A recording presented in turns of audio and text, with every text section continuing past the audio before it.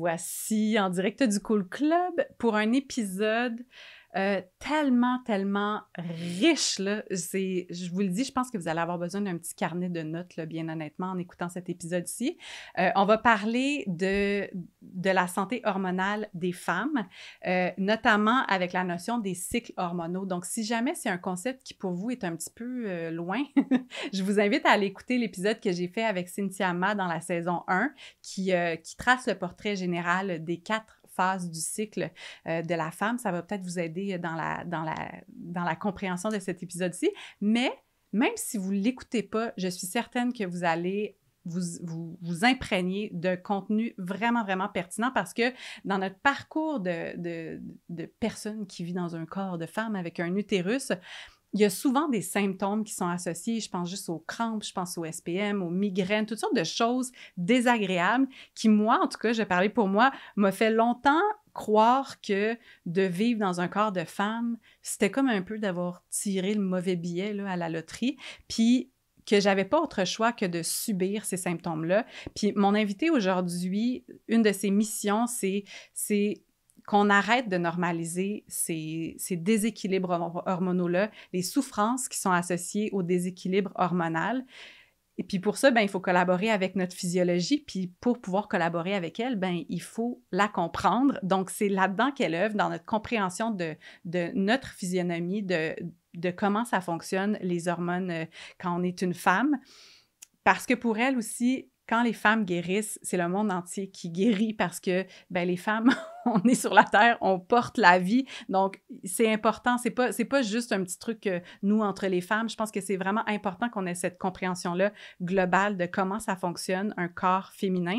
Puis Karine Mousseau, qui est mon invitée d'aujourd'hui, c'est une amie en commun qui nous a mis en contact. Puis quand je l'ai rencontrée, j'ai eu un coup de cœur instantané parce qu'elle a une rigueur aussi. Elle provient d'une formation en nutrition.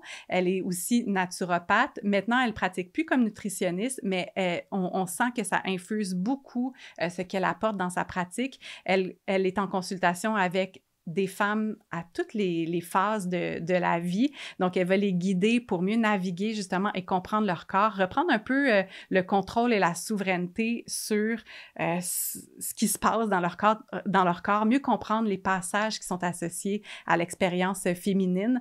Donc, comme je vous ai dit, c'est un très bel et riche épisode. Moi, je sens déjà que je vais avoir le goût de l'envoyer à plein de femmes que j'aime.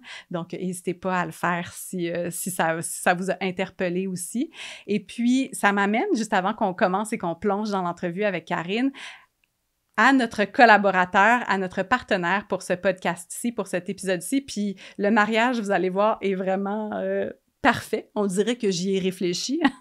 L'épisode d'aujourd'hui est présenté par Aura Protection. Si vous me suivez sur les médias sociaux, c'est une compagnie avec laquelle je me suis déjà associée dans le passé. Puis, c'est vraiment un plaisir que ce soit renouvelé cette fois-ci à travers le podcast parce que Aura Protection, si vous ne connaissez pas, c'est une compagnie qui fabrique des culottes menstruelles réutilisables.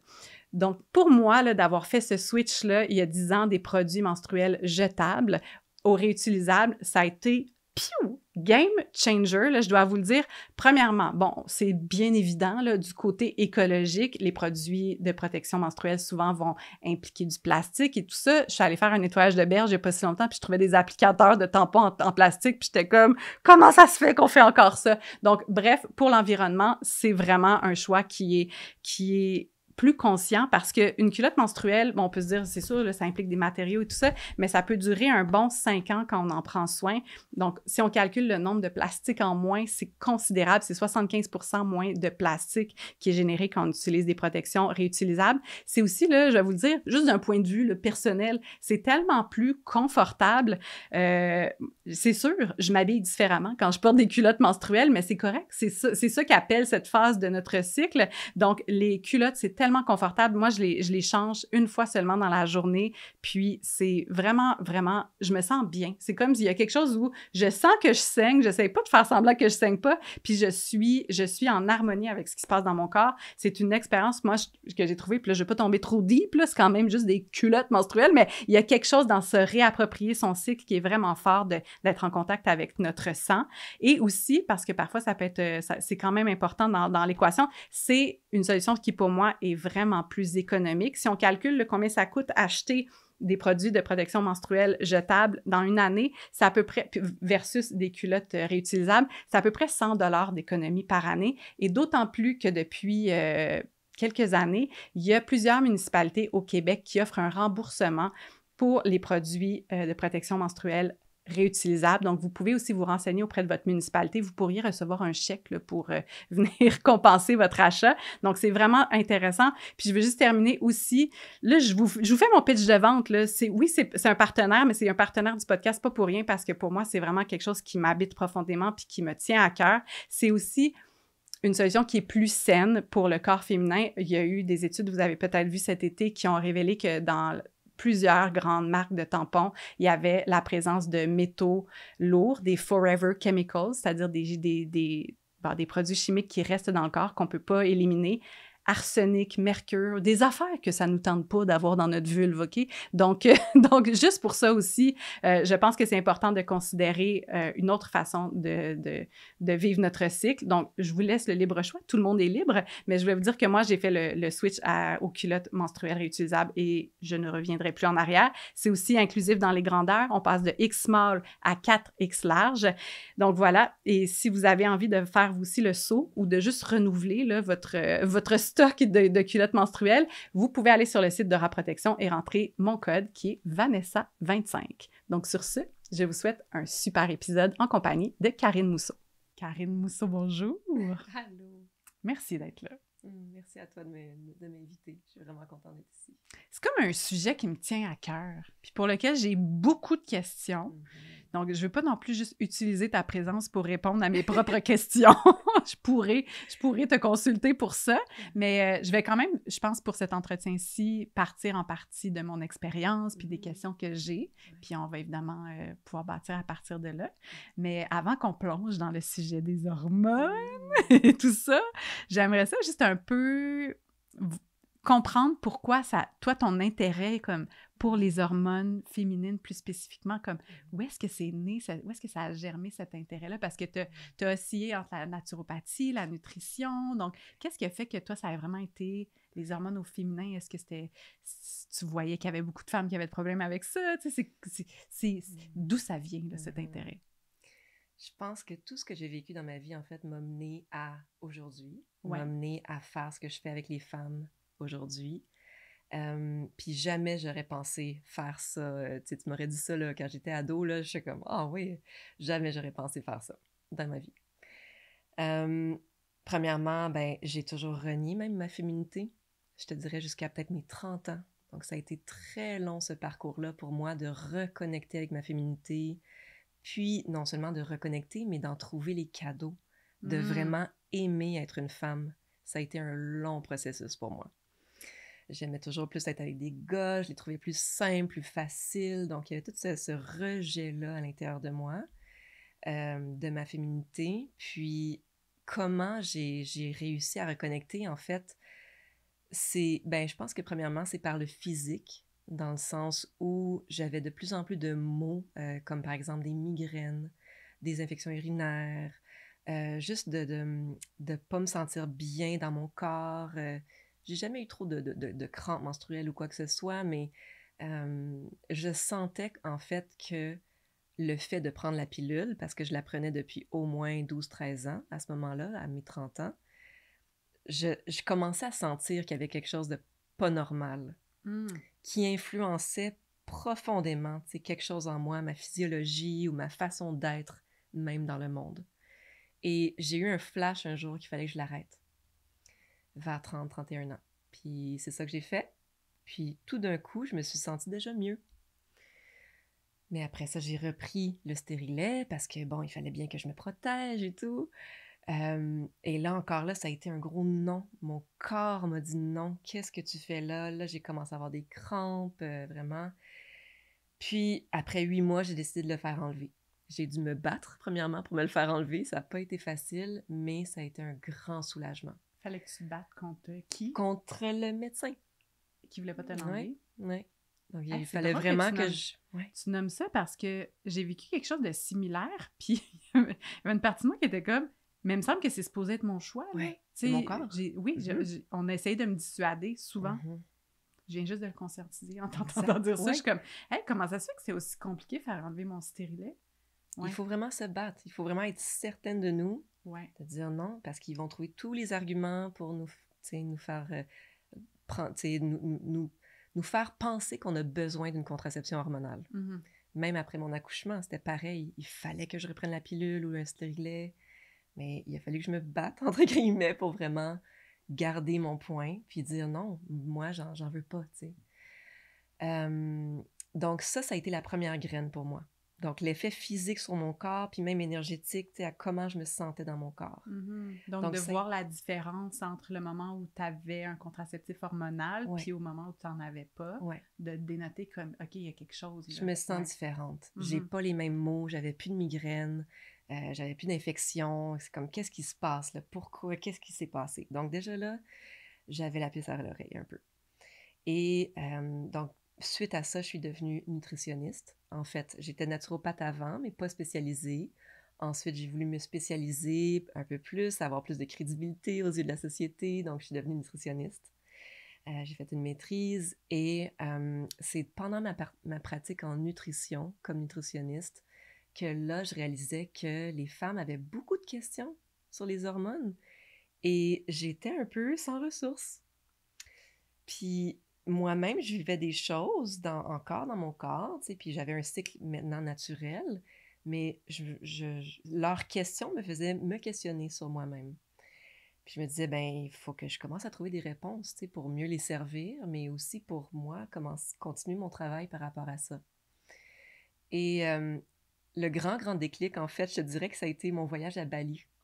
J'ai fait un voyage à Bali pendant 1 mois toute seule. Je suis partie. Ça faisait des années que l'île m'appelait. Puis c'est une île qui est qui valorise beaucoup l'énergie féminine. Mhm.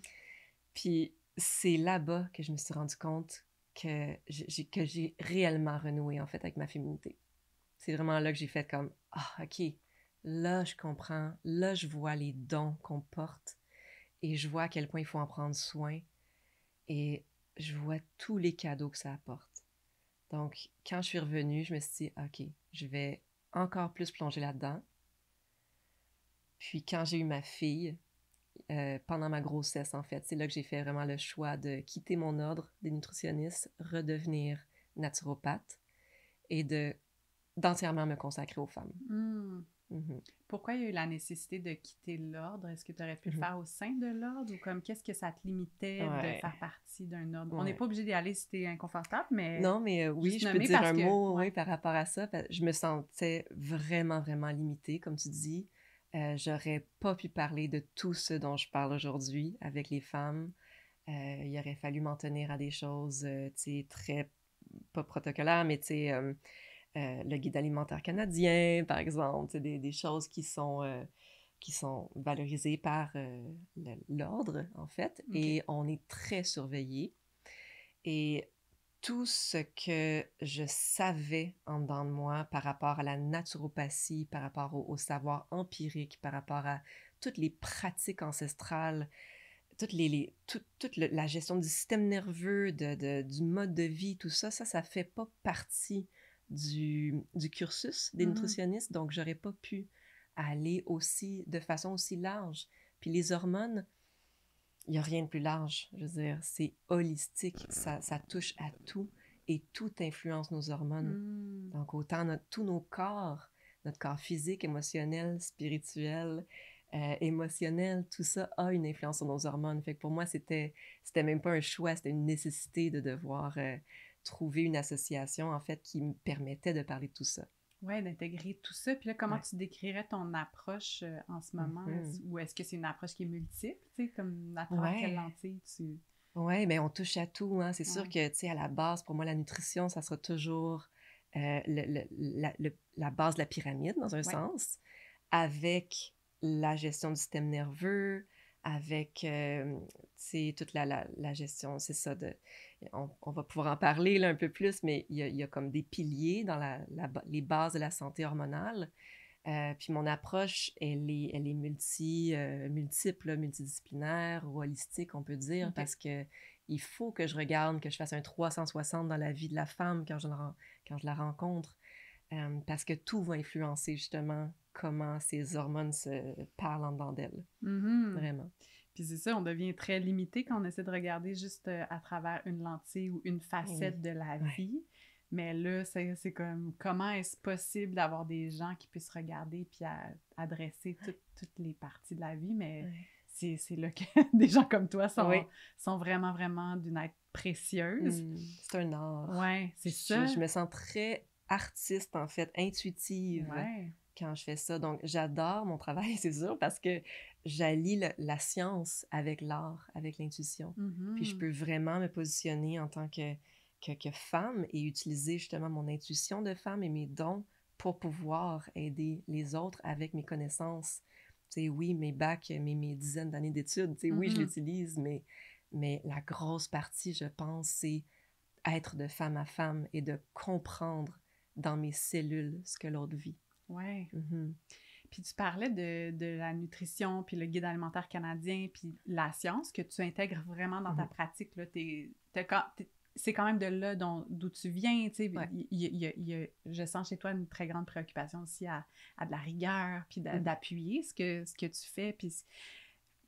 Mais à chaque fois que je pense à la santé hormonale, puis aux femmes, puis à la science, puis à la contraception, puis même les protections menstruelles, je suis comme, est-ce que de ce que tu as constaté là, de tes nombreuses années d'études, d'expériences, la santé des femmes, c'est-tu comme le parent pauvre de la science? Comme, tu sais, il y a Mhm. tellement de choses, on dirait que je suis comme, comment ça se fait qu'on est encore en train de dealer avec ça, puis qu'il n'y a pas eu d'études, ou que les études ont été faites sur des corps masculins, puis qu'on n'a pas pensé à peut-être l'essayer sur un corps de femme pour voir Mhm. si ça s'appliquait aussi? Mhm. C'est comme, excusez, là, je suis fâchée quand je parle de ça, Oui. mais je suis comme, il me semble... C'est très fâchant. C'est Ouais. très fâchant. On a été exclus des études. En fait, c'était même pas obligatoire d'inclure les femmes jusqu'en 1993.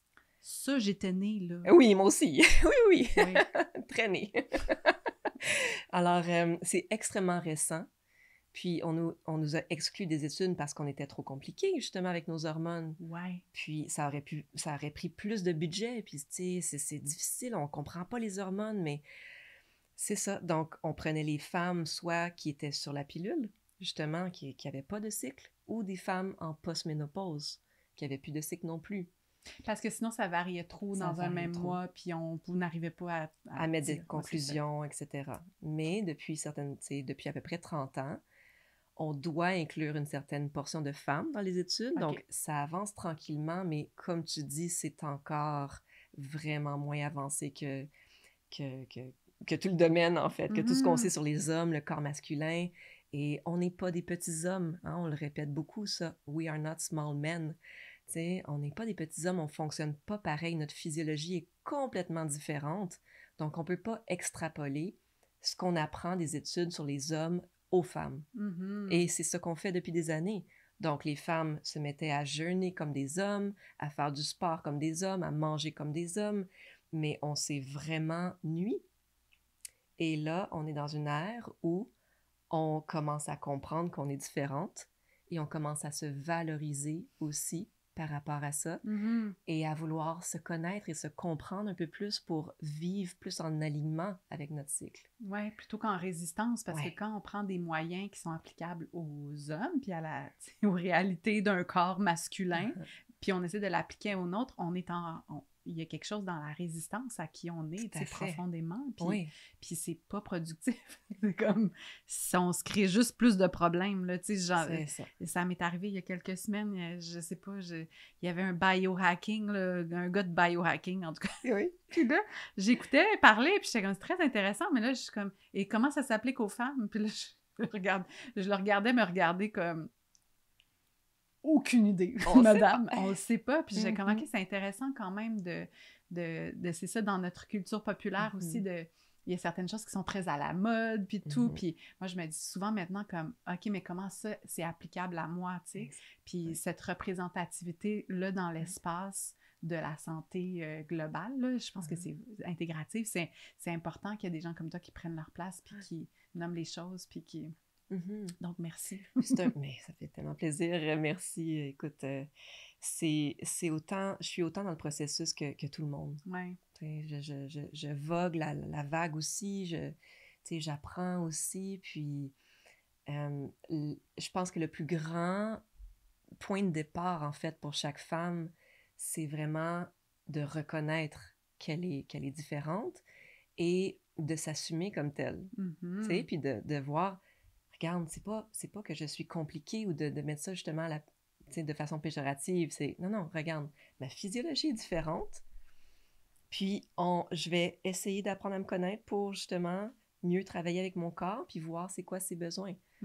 Fait que c'est un grand lâcher-prise, je pense qu'on a à faire en tant que femme. Ouais. Et si nous, on commence par faire ça, après ça, on va pouvoir être plus détendu par rapport à ça, dans l'acceptation plutôt que dans la résistance, comme tu dis. Et on va changer les paradigmes. On va pouvoir l'expliquer à nos chums, à nos pères, à nos frères, à nos fils. Et les hommes vont aussi commencer à nous soutenir là-dedans. Ça se passe déjà. Il y en a plein qui le font déjà. Mais il y a encore beaucoup de travail à faire. Ouais. Donc, on veut continuer cette voie-là de réaliser que ça soit complètement normal, de banaliser, en fait, que oui, la femme est différente, on a des besoins différents, l'homme aussi, puis on se connaît, on se comprend, puis on se respecte. Oui, c'est ça. Puis il n'y en a pas un qui est mieux que l'autre, parce qu'il y a ça aussi dans la société qui est bâtie autour de nous, le système qui existe autour de nous, ben, valorise la façon linéaire d'exister. Fait que c'est tough de sentir qu'on n'est pas genre dysfonctionnel là-dedans parce qu'on a des variations de la cyclicité, qu'on vit avec la réalité des cycles. Fait que c'est ça, j'extrapole, mais je sens que si on le conscientise en nous, qu'on l'accepte, puis qu'on se détende, puis qu'on apprenne à aimer ça, on va être un petit peu plus capable de se tenir. Puis je pense que c'est ça qu'on essaie de faire à travers ce genre de conversation-là aussi. Puis juste de prendre conscience que ça existe, parce que je pense que c'est pas gagné. Là. Il y a encore beaucoup de femmes, j'entends en tout cas, qui... C'est nouveau, là, cette information-là. Donc, je veux juste aussi apporter de la bienveillance, comme... C'est normal, c'est pas quelque chose qui nous a été enseigné, c'est pas quelque chose qui a été valorisé autour de nous. Donc, ça se peut que ça arrive tard dans la vie. À 40, 50 ans, même 60, même après la ménopause. Puis parfois, c'est là que la femme réalise « Oh mon Dieu, j'étais cyclique toute ma vie, puis j'ai passé à côté de ça. » J'en ai des clientes ils ont la réalisation maintenant, puis ils n'ont plus de cycle. Puis ils se disent « Ah, si j'avais su, tu sais, tout ça. » Puis il y a beaucoup de culpabilité, mais non, il n'y en a pas à avoir parce que...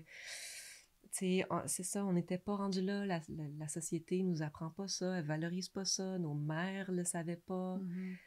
Moi-même, je trouve que je l'ai appris sur le tard, j'avais 30 ans, puis ça, là, je vais en avoir 40. Fait que, ça fait juste 10 ans là, que je suis là-dedans, puis que c'est ma vie maintenant. Donc, il n'est jamais trop tard, vraiment, pour se reconnecter avec sa nature cyclique et se valoriser en tant que femme. Puis arrêter de vouloir fitter le moule masculin de la société. Arrêtez d'essayer de rentrer un rond dans un carré. Exact. C'est pas la même forme, la gang. On a appris ça dans nos jouets, là, quand on était enfant. Ou demander à un poisson de grimper un arbre. C'est ça. C'est pas ça. C'est pas ça sa force. Puis là, toi, tu vois au sein de ta pratique beaucoup de femmes, évidemment, parce que c'est ta spécialisation. C'est quoi les choses que tu entends le plus souvent ou les trucs que tu constates qui sont comme... Tu sais, parce qu'il y a plein de... Tout le monde est unique, tout le monde a son bagage, son parcours, puis tout le monde a des corps différents, mais est-ce qu'il y a des choses qui reviennent plus souvent que tu fais, là, ça serait le temps qu'on adresse ça, là? Oui, beaucoup. Par quoi commencer? La liste est longue! La liste est longue. Ben, ce que je pourrais dire en premier, ce qui me vient vraiment, c'est la fatigue. La fatigue des femmes. Les femmes sont fatiguées. Elles sont épuisées, elles sont drainées, mais pas juste une fatigue physique, je pense, c'est une fatigue émotionnelle, énergétique, parce que justement, on essaie de fitter dans un moule qui ne nous correspond pas. La société est faite pour un modèle masculin de testostérone sur 24 heures. Nous, on ne fonctionne pas comme ça. Oui, on doit suivre le cycle circadien, c'est hyper important pour nos hormones, pour notre cycle infradien, qui est sur la longueur de notre cycle menstruel, Mais, tu sais, la journée, là, métro, boulot, dodo, du 8 à 5, ça correspond pas aux besoins de la femme. Donc, c'est très, en plus de mettre un poids de performance, non seulement au travail, mais à la maison, dans notre couple, comme mère de famille, tu sais, comme matriarche, tu sais, il y a tellement de chapeaux hein, qu'on porte. Donc, oui, les femmes sont vraiment très fatiguées, malheureusement. Ouais. Ça aurait l'air de quoi? Ben, peut-être pas une journée, là, mais si on était sur un rythme plus féminin, ça ressemblerait à quoi? On dirait que j'ai la difficulté à me... Oui, mais ça dépend où est-ce qu'on est dans notre cycle, premièrement. C'est sûr que ça va varier, tu sais, est-ce qu'on est dans notre phase menstruelle, folliculaire, ovulatoire ou lutéale? Ça va varier. Puis, il y a des... Tu sais, moi, je pense profondément qu'il ne faut pas compliquer les choses. Tu sais, c'est déjà... Il y a déjà assez de choses à comprendre, à savoir. Donc, si chaque femme, puis si on pourrait en parler, si chaque femme, pardon, pouvait vraiment comprendre les bases de c'est quoi ses besoins, justement, dans chaque phase de son cycle, là, ça serait facile, puis ça serait des réflexes un peu. Donc, c'est sûr qu'une femme, ça dépend de sa situation. Tu sais, si elle est employée, ou si elle est travailleur autonome, ou si elle est maman à la maison, ça va être différent sa journée, là, tu sais. C'est sûr que pour une employée qui a un cadre très strict, qui doit avoir des rendus, là, très précis, ben là, ça va être différent, puis il va falloir qu'elle produise, mais dans un monde idéal, disons, tu sais, si la femme pouvait vraiment faire son horaire, puis allier ses journées à son cycle, par exemple, des choses... Ou bien je pourrais parler peut-être des choses qu'on pourrait toujours faire, peu importe dans quelle situation on est. Peut-être ça serait mieux, plus aidant, ça. La femme a besoin vraiment de premièrement, se réveiller et d'aller voir la lumière du jour. Oui. L'homme aussi. Tout le monde. Tout le monde. L'humain. L'humain a besoin de ça. On a besoin d'aller voir le soleil plutôt que notre écran. Donc, les écrans de téléphone, on met ça de côté, on laisse ça à l'extérieur de la chambre. Vraiment, là, il ne faut pas se réveiller avec cette lumière bleue-là dans les yeux, parce que sinon, on donne le message à notre glande pinéale qu'il est midi, tout de suite, dès qu'on se réveille. Mais non, c'est ça. Il doit y avoir une gradation dans l'intensité de la lumière bleue et les ondes infrarouges que le soleil nous donne aussi. C'est ça, c'est que le soleil... il n'y a pas les mêmes... en tout cas, c'est pas les mêmes ondes. Je suis comme fréquence, non, c'est pas ça le mot. Pas les mêmes ondes selon le moment de la journée. Non. Donc là, on vient créer comme une espèce de fausse information de genre, il est midi. Là. C'est ça. Fait que c'est ça. Mais tu vois, parce que moi, je connaissais juste la lumière bleue, mais en fait, je connais les différentes ondes, mais je me disais juste comme, ah ben c'est bon, ça va juste me réveiller, tu sais, parce que je faisais ça, disons, quand je travaillais à Salut Bonjour à une autre époque, je me levais en plein milieu de la nuit. Puis là, ce que je faisais, je me mettais une lumière bleue dans la face pour me réveiller. Mais là, maintenant que tu dis ça en rétrospective, je suis comme, eh là là, mon corps, il devait être genre, un film d'horreur! C'était la nuit! Là, c'est midi, qu'est-ce qui se passe-t-il? Fait que c'est ça, le corps peut pas... Notre corps, j'imagine, ne doit pas aimer ça, là, passer d'un contraste à l'autre. Non. Il aime sans doute les transitions. Parce que les hormones sont dictées par notre horloge interne. Donc oui, on a une horloge sur, disons, 28 jours sur le cycle, mais cette horloge-là, cette grande horloge-là, est dictée par l'horloge quotidienne de 24 heures, notre cycle circadien. Donc plus on va suivre ce cycle naturel-là, de nuit, jour-nuit, tu sais, de lever du soleil, intensité maximale de lumière bleue à midi, 2 heures, après ça, redescente, descente du cortisol, remontée de la mélatonine le soir. Ça, le cerveau et les hormones adorent ça. Ça régule nos hormones. Donc, peu importe dans quelle phase on peut tout faire ça. Donc, commencer par un petit 2 minutes, si on n'a vraiment pas le temps, 5 respirations dehors, à la lumière du soleil. Puis en même temps, on s'expose un petit peu au froid. C'est un bon moment en ce moment à l'automne de commencer un petit peu à habituer notre corps au froid pour que quand vient l'hiver, on aura déjà bâti un petit gras brun qu'on appelle, un petit gras métabolique qui va venir nous aider à nous protéger du froid, justement. Donc, un petit 2 minutes dehors, 10 respirations, 20 minutes si vous avez le temps, 1 heure si vous avez un chien, puis vous faites votre horaire, et puis vous pouvez prendre une belle longue marche dehors, c'est parfait. Ce serait idéal. Mais au minimum d'aller Minimum. 2 minutes. 2 minutes. C'est Est-ce une qu'on minute, doit 2 minutes. regarder le soleil ou juste d'être dehors? Parce que j'ai Non. entendu qu'il fallait comme gaze into the sun, the rising sun. Mais est-ce que juste d'être dehors, c'est suffisant? Je pense que juste d'être dehors, c'est suffisant. Okay. J'avais pris l'habitude moi-même de gazer, de regarder le soleil, puis je pense que pour la rétine, c'est pas nécessairement bon. C'est ça. Surtout quand il est midi, peut-être que c'est moins pire le matin, là, justement, au lever du soleil. En fait, je pense que j'avais entendu que c'était correct au lever du soleil, mais ce qu'on dit en général pour vraiment protéger la rétine, ce serait de regarder le ciel à côté. Donc, le ciel, la partie la plus claire du ciel, même si c'est nuageux, en fait. On va avoir le bon dosage d'ondes, d'infrarouge et de lumière bleue, et de tout le spectre, en fait, complet, pour apporter ou faire produire plutôt le bon montant de cortisol à notre corps, qu'on a besoin le matin pour nous réveiller.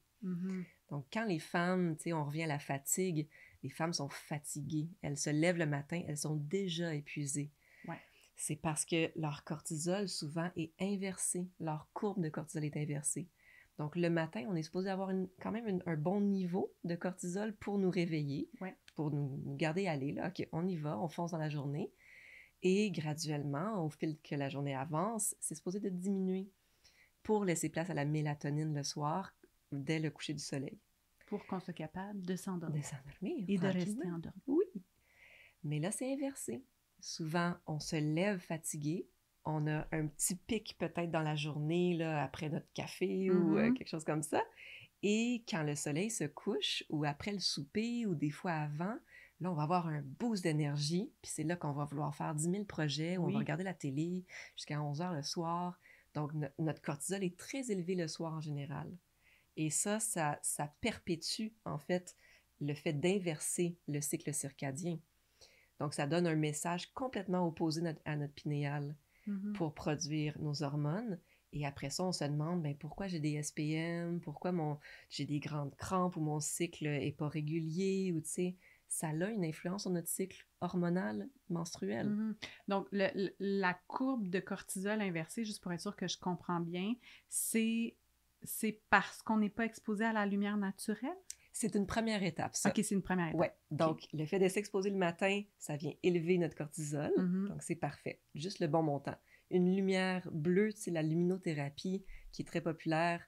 Ça peut être une solution si jamais là, il fait vraiment pas beau dehors et tout, mais ça va venir produire quand même plus de cortisol que nécessaire. OK. Donc, on doit mettre une petite limite par rapport à ça, là. Peut-être à midi ou dans les temps où, oui, le soleil est supposé être à son summum, ça peut être bien, mais dès le lever, on veut avoir une petite réticence par rapport à ça parce qu'il y a trop de lumière bleue. On y va mollo. J'ai 2 questions. Okay? Peut-être que c'est aucunement pertinent. Première question, est-ce que le regarder à travers la fenêtre, le soleil, ça fonctionne, ou est-ce que la vitre vient nous enlever de goodies dont on a besoin? Donc, ça vient couper, si je ne me trompe pas, les UVB. OK. Donc, le mieux, c'est de baisser la fenêtre. Par exemple, si on est en auto, ça serait mieux de baisser la fenêtre. OK. Oui. Donc, c'est important quand même. Oui, c'est important. Ça va venir nous donner... En fait, ça coupe si je me souviens bien, ça coupe les bons rayons qu'on a besoin pour la dopamine, pour le cortisol. Et ça vient... Les rayons qui vont venir brûler la peau, par exemple, les UVA vont passer. Et puis, donc, ça ne va pas nécessairement nous brûler, mais ça va venir endommager notre ADN sur la peau. Donc, tu sais, par rapport à la santé de la peau, tout ça, c'est mieux pour avoir le spectre complet, c'est mieux de baisser la fenêtre. Okay. Au niveau du cortisol, je pense que ça va quand même avoir un effet, là. Mais si on peut, c'est toujours mieux d'aller dehors, là, carrément. Okay. Et mon autre question va peut-être éloigner des gens de notre conversation, et je m'en excuse d'avance. Après ça, ça va revenir on the right track, mais c'est vraiment une curiosité personnelle, parce que j'ai des amis qui me parlent d'exposer leur vulve au soleil. Je sais pas si tu as envie de m'en parler. Si c'est juste un mythe, est-ce qu'il y a des bénéfices à ça? Parce que moi, je l'ai pratiqué à ma maison. Là, j'habite à la campagne, c'est plus facile. Là. C'est sûr que dans un parc, c'est moins aisé là, d'aller faire ça. Mais est-ce qu'il y a des effets là? Est-ce qu'il y a des effets sur le corps? Peut-être que c'est aucunement puis que c'est juste du folklore. Est-ce que tu peux m'éclairer là-dessus ou tu n'as aucune information à ce sujet? Ben, j'ai pas lu d'études. Honnêtement, il n'y a pas d'études par rapport à ça, mais je sais que c'est une pratique que les femmes ont presque toujours pratiquée, justement. Okay. C'est une des pratiques empiriques, comme le Yoni Steam, par exemple, que les femmes ont pratiqué. Puis, c'est sûr que ça a des bénéfices, des effets. Juste d'avoir de la chaleur et de l'oxygène, de faire respirer cette région-là, déjà là, puis de prendre conscience, de porter une attention à cette région-là, c'est sûr que ça va venir nous connecter à notre féminité, premièrement, mais il y a aussi, tu sais, les rayons du soleil, bon, vont pénétrer la petite peau très poreuse, très sensible, puis oui, ça fait, tu sais, on le sait que ça fait du bien, Oui, là. c'est ça. Ça fait du bien, on ça le fait, relaxe gens...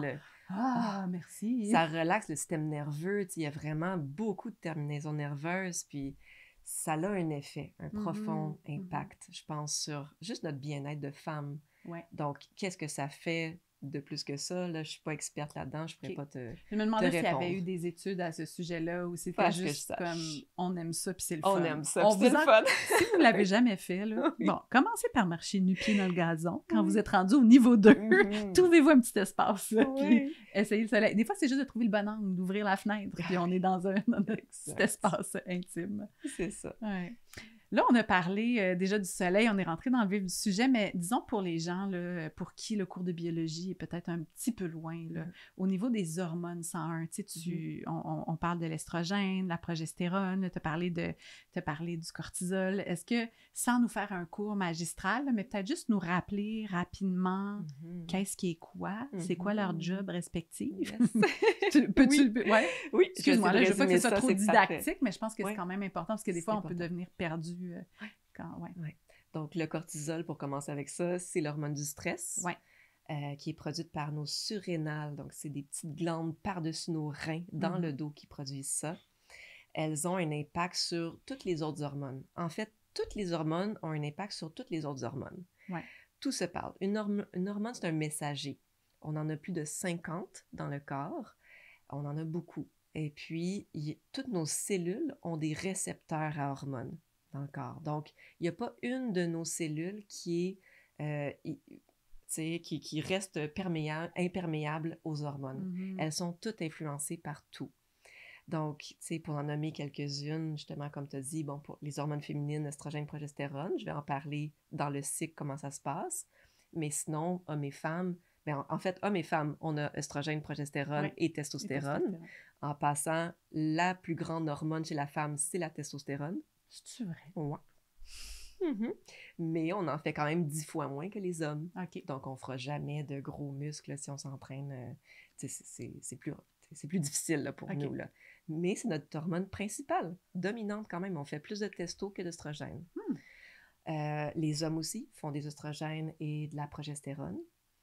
On a aussi l'insuline, le glucagon, qui sont des hormones qui vont garder notre glycémie plus stable ou instable. Ça aussi, c'est important dans notre gestion hormonale. On a les hormones thyroïdiennes. En tout cas, on a un paquet d'hormones dans le corps qui ont tous leur petit rôle, mais elles se parlent toutes. Donc, c'est pour ça que je te disais au début, tu sais, je te disais à quel point les hormones c'est un travail holistique. On ne peut pas juste regarder les oestrogènes parce que les oestrogènes sont influencés par la thyroïde, par ta glycémie, par ton cortisol, etc. Alors, c'est toujours un tout, justement. Donc, si on regarde le cycle féminin, en gros, comme on a parlé tantôt, il y a la phase menstruelle, folliculaire, ovulatoire et lutéale. C'est nos 4 grandes phases. Et ce qui fait que ces phases-là sont distinctes, c'est vraiment comment les oestrogènes et la progestérone fluctuent à travers ces phases-là. Et c'est ça qui fait aussi qu'on se sent très différente à chaque phase. Donc, la première phase, la phase menstruelle, c'est là où nos hormones, oestrogènes et progestérone et testo, sont au plus bas. C'est comme un état un peu ménopausique, si on peut dire. On est comme à plat, là, tu sais. C'est pour ça qu'on se sent aussi souvent un peu à plat. Mhm. C'est le temps du cocooning et tout. Donc, nos hormones ne sont pas là pour nous supporter, disons, dans quoi que ce soit. Ouais. Mais en même temps, c'est là où notre cerveau fonctionne en parfaite cohérence. Cerveau gauche et droit sont très connectés. Donc, c'est pour ça qu'on peut avoir une grande intuition, une grande connexion, tu sais, à notre intuition, en fait. Parce que justement, les hormones sont équilibrées, tu sais, sont basses, mais vraiment stables. Ensuite, la phase folliculaire, les oestrogènes commencent à remonter suite aux règles, aux menstruations. Les oestrogènes commencent à remonter graduellement. Ça, c'est des messages dans le cerveau, l'hypophyse qui dit, il sécrète des préhormones, la FSH, la LH, puis la FSH qui vient stimuler le follicule dans nos ovaires à produire des oestrogènes. OK. Et là, quand le follicule est mature, il vient donner un message à notre cerveau de libérer la LH, qui est une préhormone qui va nous faire ovuler. Donc, on libère l'ovule du follicule. Et la phase ovulatoire, c'est là où nos oestrogènes sont au plus haut.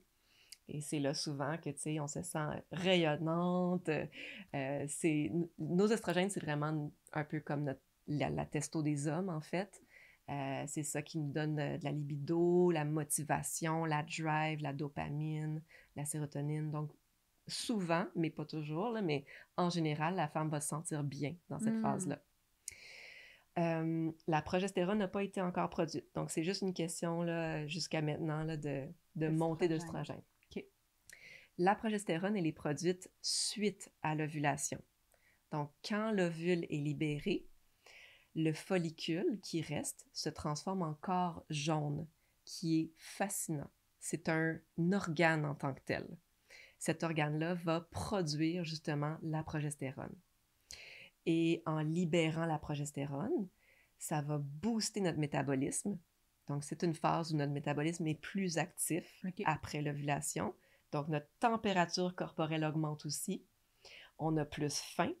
Hein? On est comme... Puis ça, c'est tout sur l'effet de la progestérone. Donc, c'est ça, le fameux SPM, là. Oui, pas nécessairement. Pas nécessairement, mais la phase oui. prémenstruelle. Exact. Où il y a souvent des symptômes associés. Mais là, tu parles d'avoir faim et tout ça. Donc, c'est dû à la progestérone. Ouais. Donc, c'est ça, c'est normal d'avoir plus faim dans cette phase-là, mais d'avoir des rages, c'est là que ça devient moins normal. Puis les SPM, justement, on banalise ça beaucoup. Ah, je suis dans mes SPM, je suis irritable, mais finalement, c'est un signal du corps pour nous dire que l'équilibre n'est pas parfait, là. Ça pourrait s'améliorer. Donc, c'est pas normal d'avoir des SPM, non. OK. Ben allons-y d'abord. Maintenant que tu parles d'SPM. C'est normal de se sentir différente. Oui, c'est ça. Oui. C'est normal de ressentir une fluctuation, mais la souffrance associée, les crampes, les migraines, les rages, toutes les affaires qu'on est comme c'est pas obligé. Non. On n'est pas obligé de subir ça. Non. Donc, c'est un reflet amplificateur du reste. Donc, qu'est-ce que ça nous dit quand on a ces symptômes-là? Ça nous dit qu'on n'a pas bien, justement, aligné notre vie en général, notre alimentation, nos habitudes, à ce que notre corps a besoin en ce moment dans notre cycle. Donc, ça fait partie des choses que je pense que toutes les femmes devraient savoir de base, que pendant justement cette phase-là lutéale, notre métabolisme augmente. On a des besoins d'à peu près de 300 calories de plus par jour. C'est normal qu'on ait plus faim. Et la progestérone rend notre corps moins sensible à l'insuline. C'est-à-dire que le corps va avoir plus de mal à gérer la glycémie. Alors, on doit vraiment porter une attention particulière à bien gérer notre glycémie dans cette phase-là. C'est-à-dire de manger protéiné à chaque repas et dès le matin. Donc, on veut vraiment avoir une bonne portion de protéines le matin, le midi, le soir, prendre des collations. Donc, c'est vraiment pas le temps de jeûner, par exemple. Faire des jeûnes intermittents jusqu'à midi, là, ouf, ça, c'est sûr que ça va empirer l'irritabilité ou, tu sais, l'insomnie ou peu importe ce que la femme peut vivre. Donc, ça, c'est une première chose. Le cortisol aussi, le corps est plus sensible au cortisol, donc à l'hormone du stress. Donc, on a un besoin de prendre plus soin de notre système nerveux. C'est physiologique, vraiment. Donc, si on continue dans la folie là, de tous les jours, comme si on était en phase ovulatoire tout le temps, notre corps va nous le dire encore plus fort. Et on peut justement se sentir inadéquate, ce qui peut nous faire monter des sentiments d'irritabilité, de colère, de frustration, parce qu'on essaie de tout le temps être au même niveau. Mm-hmm. Donc, c'est quand même un temps qu'il faut ralentir, il faut prendre un peu plus soin de nous. Et comme on se parlait tantôt, un petit peu avant, les oestrogènes nous mettent un peu des lunettes roses sur la vie. Donc, notre chum, il est donc bien beau, tout est beau dans notre vie, on est plus satisfaite en général. Ouais. Et quand ces lunettes-là tombent, le voile est levé, puis on voit les choses plus comme elles sont.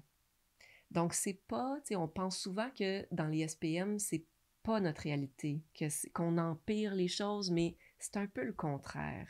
C'est un peu là qu'on voit les vraies choses. Et si on fait fi de ça, si on est dans le déni, puis on se dit « Ah, ça va passer, mes besoins, je ressens des besoins très forts, mais c'est pas grave, je vais les étouffer un petit peu, puis je sais que quand genre mes règles, ça va partir, je vais me sentir plus calme. » C'est des choses qui vont revenir de cycle en cycle en cycle et vont crier de plus en plus fort. Et rendu en périménopause, Ouais. là, ça va être le cumul de tout ce déni-là qui va sortir, qui va être mis en lumière. C'est pour ça qu'il y a tellement une grande crise quand la femme souvent entre en périménopause. C'est le reflet de à quel point t'es-tu écouté durant toutes ces années-là? Si tu as appris à bien écouter tes besoins pendant tes SPM ou tes phases lutéales pendant les 400 cycles de ta première trentaine d'années, disons, ou 25 ans, c'est sûr que ta périménopause va être beaucoup plus douce. Fait que c'est vraiment la périménopause est aussi un reflet amplificateur des SPM de la vie d'une femme. C'est tellement intéressant parce que la phase lutéale, c'est un reflet amplificateur de notre vie. Oui. Puis après ça, c'est comme, bon, maintenant, on va passer au prochain niveau. On va amplifier encore plus ça. Exact. Là. T'as-tu vraiment compris, là? Est-ce que j'ai été assez claire? La vie nous le dit tout le temps. C'est pour ça que je trouve ça tellement initiatique d'être une femme. Et ça fait partie des cadeaux, justement, du cycle que j'ai appris à reconnaître dans ma vie. Et ce que j'essaie d'enseigner aux femmes, c'est ça. C'est que c'est une leçon, être une femme. C'est une leçon d'être capable de traverser constamment des portails de vie, de mort, de renaissance. Puis, justement, de se voir, de voir notre vie, de se voir nous-mêmes en pleine face, on va le dire. Mm-hmm. Puis, es-tu capable, justement, de faire les actions nécessaires pour te sentir plus aligné avec tes besoins profonds? Mm. Quand tu dis ça, ce qui monte en moi, c'est comment, dans beaucoup de mes phases lutéales, c'est comme... ça passe plus, là. Tu sais, les affaires qui passent d'habitude, ça passe plus. Puis, je me demandais comme... Est-ce que toi, tu agis dans ta phase lutéale où t'es comme, m'apprendre une petite note, là, puis on va regarder ça plus tard. Tu sais, parce que j'ai l'impression que c'est aussi ça, parce que moi, je me sens comme ben pas en feu, mais comme je sais que si je passe à l'action, ça va être vraiment, vraiment intense. C'est ça. Fait que comment est-ce que tu conseillerais pour les femmes soit en périménopause ou dans la phase lutéale, qui est la pratique générale répétée avant le grand spectacle de la périménopause, mais comment est-ce qu'on peut naviguer cette phase-là s'il y a des choses qui émergent, des émotions inconfortables ou des symptômes, tu sais, autant du côté physiologique de, bon, moi j'ai tout le temps une migraine. Comme, comment est-ce qu'on peut naviguer ça pour justement pas faire en sorte que ce soit a repeat. Alors, on dit tout le temps que c'est pas le temps pour agir, cette phase-là, mais c'est le temps pour voir les leçons. Pour justement noter, prendre des notes, faire du journaling, tu sais, OK, c'est quoi justement qui monte? Et moi, ce que la vie m'a montré, l'expérience, tu sais, ce que j'ai appris en fait des 10 dernières années à être plus en paix, tu sais, avec mon cycle et cette phase-là, c'est vraiment de la respecter puis de l'écouter. Mhm. Alors, je l'écoute toujours. Quand j'ai vraiment un gros non qui monte, je m'assois avec et je lui demande, OK, c'est quoi? Qu'est-ce que tu veux me dire? Donc, c'est de ne pas fuir, premièrement, ces grosses émotions-là. Idéalement, c'est de s'offrir aussi l'espace pour vivre ces émotions-là. Je comprends que c'est pas toujours possible quand on est maman dans une famille, il y a de l'action et tout. Mais si on sait, tu sais, si on suit notre cycle, puis on sait que ça va peut-être s'en venir, une petite phase de même, là. Aujourd'hui, ça se peut que je sois un petit peu plus émotive, que je vive des grosses affaires, ou pour la prochaine semaine. Juste de le prévoir, puis de se dire, bon, est-ce que, en parler à notre conjoint peut-être, ou même à nos enfants s'ils sont assez grands, mais juste de prévoir, OK, je vais peut-être me prendre des petites 2 minutes par-ci, par-là pour aller dans la salle de bain puis pleurer, tu sais, puis c'est correct. C'est correct. De Ouais. se permettre de pleurer en faisant la vaisselle, par exemple, moi, ça m'arrive constamment. Moi aussi. C'est... Puis des fois, on va essayer de ravaler nos larmes parce qu'il y a du monde autour, il y a mes enfants, il y a mon chum. Il faut pas que je laisse paraître une certaine émotion. Mais non, si c'est là, laissons-la monter. Puis ça va être beaucoup plus doux après, justement. Elle va traverser. Si vraiment on sent que ça nous envahit, bien, peut-être qu'on peut demander d'aller dans un petit 5-10 minutes dans notre chambre, puis la laisser justement circuler, cette émotion-là. Mais il faut absolument se permettre de vivre ces émotions-là qui sont là. Mhm. Ça veut nous dire quelque chose. C'est des messages. Ouais. Ouais. Ouais. C'est ça, Cool. c'est pas... On a tendance, je pense, à peut-être les invalider à Eh ce oui. moment-là, d'être comme, ah, c'est à cause des hormones, C'est puis ça. garde, je suis pas du monde, là, C'est tu ça. sais, puis de faire bye, là, tu sais, tasser ça. Mhm. Mais comme tu dis, c'est ça, ce sont des messages. Fait qu'est-ce qu'on est capable d'avoir de l'espace pour tenir cet inconfort-là, Ouais. puis d'aller les voir, ces choses-là, qu'on n'a Mhm. peut-être pas le goût normalement de regarder, Ouais. mais ouais, Puis c'est moi, ce que puissant. j'apprends, surtout cette année, en fait, c'est vraiment de tenir, comme tu viens de dire, me tenir l'espace. Mm. Être mon propre masculin sacré que je recherche. Ouais. Tu sais, c'est moi qui va me tenir l'espace pour que mon féminin puisse vivre les émotions qu'il a besoin. Faut pas attendre après les autres qui nous donnent la permission. Tu sais, en tant que femme, notre rôle, c'est vraiment de se permettre de vivre ce qu'on a à vivre. Mm. Fait que c'est ça. Donc, on veut les vivre, on veut en prendre note. OK, qu'est-ce que ça veut nous dire? Parce que des fois, ça vient de petits détails de la vie, de petites frustrations. Là, ça nous soulève des grosses émotions. Mais il faut aller creuser un petit peu plus loin. Ouais. OK, mais ça vient d'où? Pourquoi ça me soulève autant? Ça vient-tu de mon passé ou c'est-tu ma job que j'aime pas? Ou tu sais, il faut vraiment aller voir, là. OK, c'est quoi? Et de cycle en cycle, on va voir si quelque chose se répète. Si ça se répète de cycle en cycle pendant plusieurs mois, peut-être des années, c'est des messages, c'est assez clair là, pour nous dire, mais regarde, ça serait peut-être le temps de faire un petit changement dans ce domaine-là de ta vie, tu sais, de mieux t'affirmer, de mieux prononcer tes besoins, de, tu sais. Fait que c'est un grand enseignant. Cette phase-là est une grande enseignante. Mm-hmm. Puis est-ce que ça va informer ou en tout cas influencer comment on va vivre après ça nos menstruations, notre façon qu'on va saigner, puis comment on va passer... Moi, j'en suis convaincue. Ouais. C'est certain, oui. Parce que, encore une fois, les hormones, c'est quelque chose de très holistique. Ouais. Ça parle à tout. Puis, plus on ravale ce qu'on vit, plus ça crée des blocages dans notre corps, des blocages énergétiques, mais physiques, psychologiques aussi. Fait que plus on apprend à se libérer de ça, à se permettre de vivre ce qu'on a à vivre en tant que femme, plus c'est certain que ça fait circuler les choses.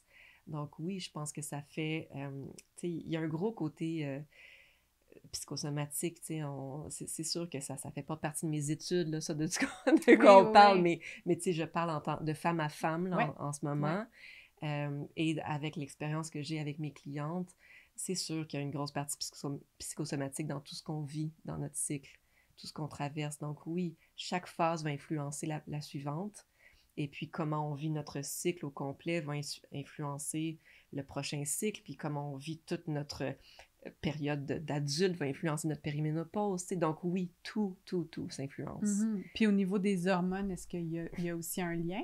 Tu sais, mettons qu'on veut retomber à quelque chose de très physiologique. Là, tu sais, si on a, par exemple, dans la phase lutéale, on est comme parfait, je mange des œufs le matin, puis comme j'y vais avec mes besoins de protéines, tu sais, je fais les choses pour soutenir mon corps dans ce moment-là. Est-ce qu'après ça, au niveau des hormones, c'est quoi les hormones dans la phase des menstruations? C'est que tout est équilibré, tout tombe à plat. Est-ce qu'il va y avoir une influence là ou pas vraiment? Parce que de toute façon, on retombe à quelque chose d'un peu plus neutre.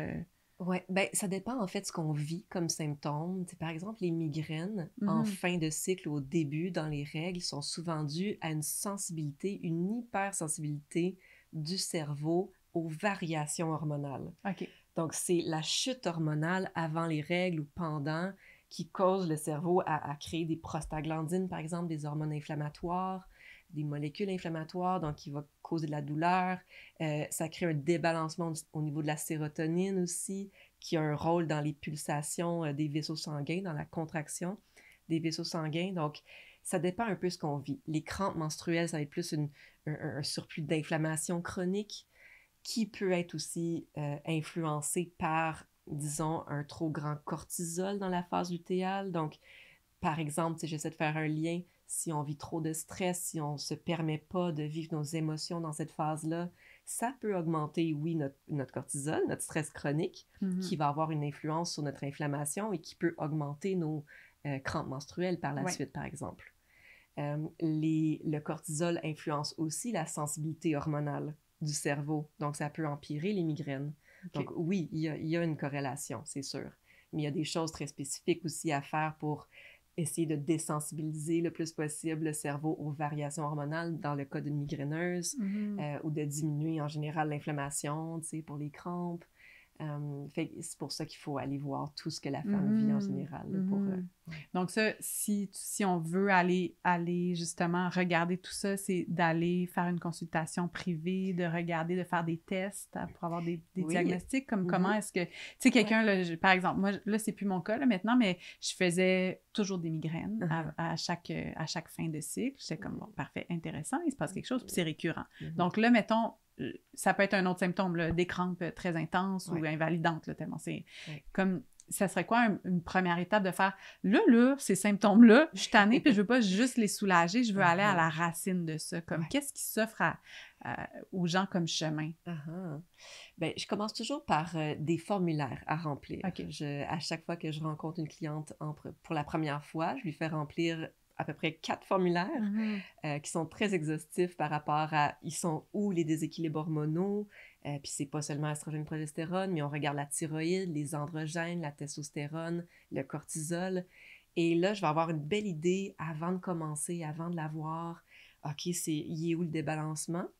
Je lui fais aussi remplir un journal alimentaire pour voir, OK, qu'est-ce qui empire justement ce débalancement-là dû à son alimentation. Donc, je commence toujours par ça. C'est la base. On peut voir beaucoup, beaucoup de choses dans les symptômes que la femme décrit. Suite à ça, si on veut encore aller plus loin, s'il y a comme, tu sais, on creuse, puis on trouve pas trop, on peut aller dans des tests fonctionnels qu'on appelle. Donc, les 2 tests que je propose souvent aux femmes, c'est le test de cheveux. Donc, c'est un test de minéraux. On vient tester la réserve en minéraux dans le corps par une petite mèche de cheveux qu'on vient se couper derrière la tête. Et ça s'appelle le HTMA. C'est un test assez accessible qui est à peu près 140 $ américains. Fait que, tu sais, on commence souvent par ça. Puis, les minéraux, en fait, ont tellement un grand rôle dans notre gestion hormonale aussi et notre santé de la thyroïde, comme on a dit qu'il y a un effet sur les hormones, et sur la santé nerveuse du système nerveux, qui a aussi un énorme rôle sur la santé hormonale. Donc, on a déjà une base. Donc, est-ce que ton corps a les blocs légaux nécessaires là, pour avoir un bel équilibre au niveau de la thyroïde puis du cortisol pour avoir un équilibre hormonal? Fait que ça, c'est déjà des premiers indices aussi. Après ça, on va rétablir les minéraux de base. Et le deuxième test que je propose, c'est le Dutch test, qui est un test urinaire. Donc, c'est un test, on fait pipi sur 4 petites languettes à 4 différents moments de la journée. Et on va venir voir, on va venir tester justement notre cortisol, il est où dans la journée? Est-ce qu'on a une belle courbe de cortisol inversée ou pas? Puis, est-ce qu'ils sont nos estrogènes, notre progestérone, notre testo, notre mélatonine, notre inflammation? Ça teste beaucoup, beaucoup de choses, le Dutch test. Il est un petit peu plus dispendieux, mais il est aussi très, très, très intéressant. On peut avoir beaucoup de petites pépites avec ça. De ce que j'entends, c'est que, tu sais, on aimerait ça, là, aller sur TikTok ou Instagram, puis que quelqu'un nous donne la recette parfaite pour tout régler. Comme, j'entends que c'est quand même un processus exhaustif. Il faut Oui, oui. observer plusieurs facettes de notre Ouais. vie, faire des tests pour voir on en est où, c'est quoi notre situation dans notre corps. Donc, les petites recettes, là, ça marche Toute pas, faite, hein, c'est non. ça. On c'est voit ça. tellement de choses passer. Puis Ouais. oui, tu sais, chaque petite affaire peut nous apporter une petite pièce du puzzle, oui. Comme par exemple, si je faisais un TikTok sur allez dehors, première chose en vous levant, au lieu de regarder votre téléphone, ben c'est sûr que ça va vous aider. Ça va aider la femme à avoir une meilleure santé Ouais. hormonale. Mais quand on est rendu à avoir, tu sais, c'est ça, des troubles un peu plus précis, des crampes qui perdurent, des SPM, des migraines, tu sais, là, il faut un peu, tu sais, il faut creuser un peu plus, là. Puis, tu sais, moi, je dis toujours aux femmes, mon rôle, c'est d'accélérer votre processus. Au lieu de passer 5 ans, 10 ans à chercher les petites pièces du puzzle par-ci par-là, ben moi, en 1 heure, là, je peux vous dire, regarde, il y a ça qui marche pas, tu sais, ça va t'aider de faire ci, de faire ça, donc essaye donc ça, puis souvent, on a des résultats hyper rapides, parce que c'est ça, tu sais, j'ai une... Je me projette à l'extérieur et puis j'ai une vision un peu en vol d'oiseau de ce qui se passe dans sa vie. Donc, je suis capable de voir exactement qu'est-ce qui l'aiderait tout de suite. Oui, puis tu as des connaissances aussi qui permettent... Donc, si on veut, disons, faire juste un petit tour d'horizon de... Parce que là, tu as parlé des rythmes circadiens, donc de bien dormir, s'exposer à la lumière. Tu as parlé aussi du taux de cortisol qui est directement lié. Mais là, disons qu'on parle de la glycémie, parce que tu en as parlé aussi avec la phase idéale. Comment gérer notre glycémie pour aider notre santé hormonale? Est-ce que c'est d'arrêter de manger du sucre?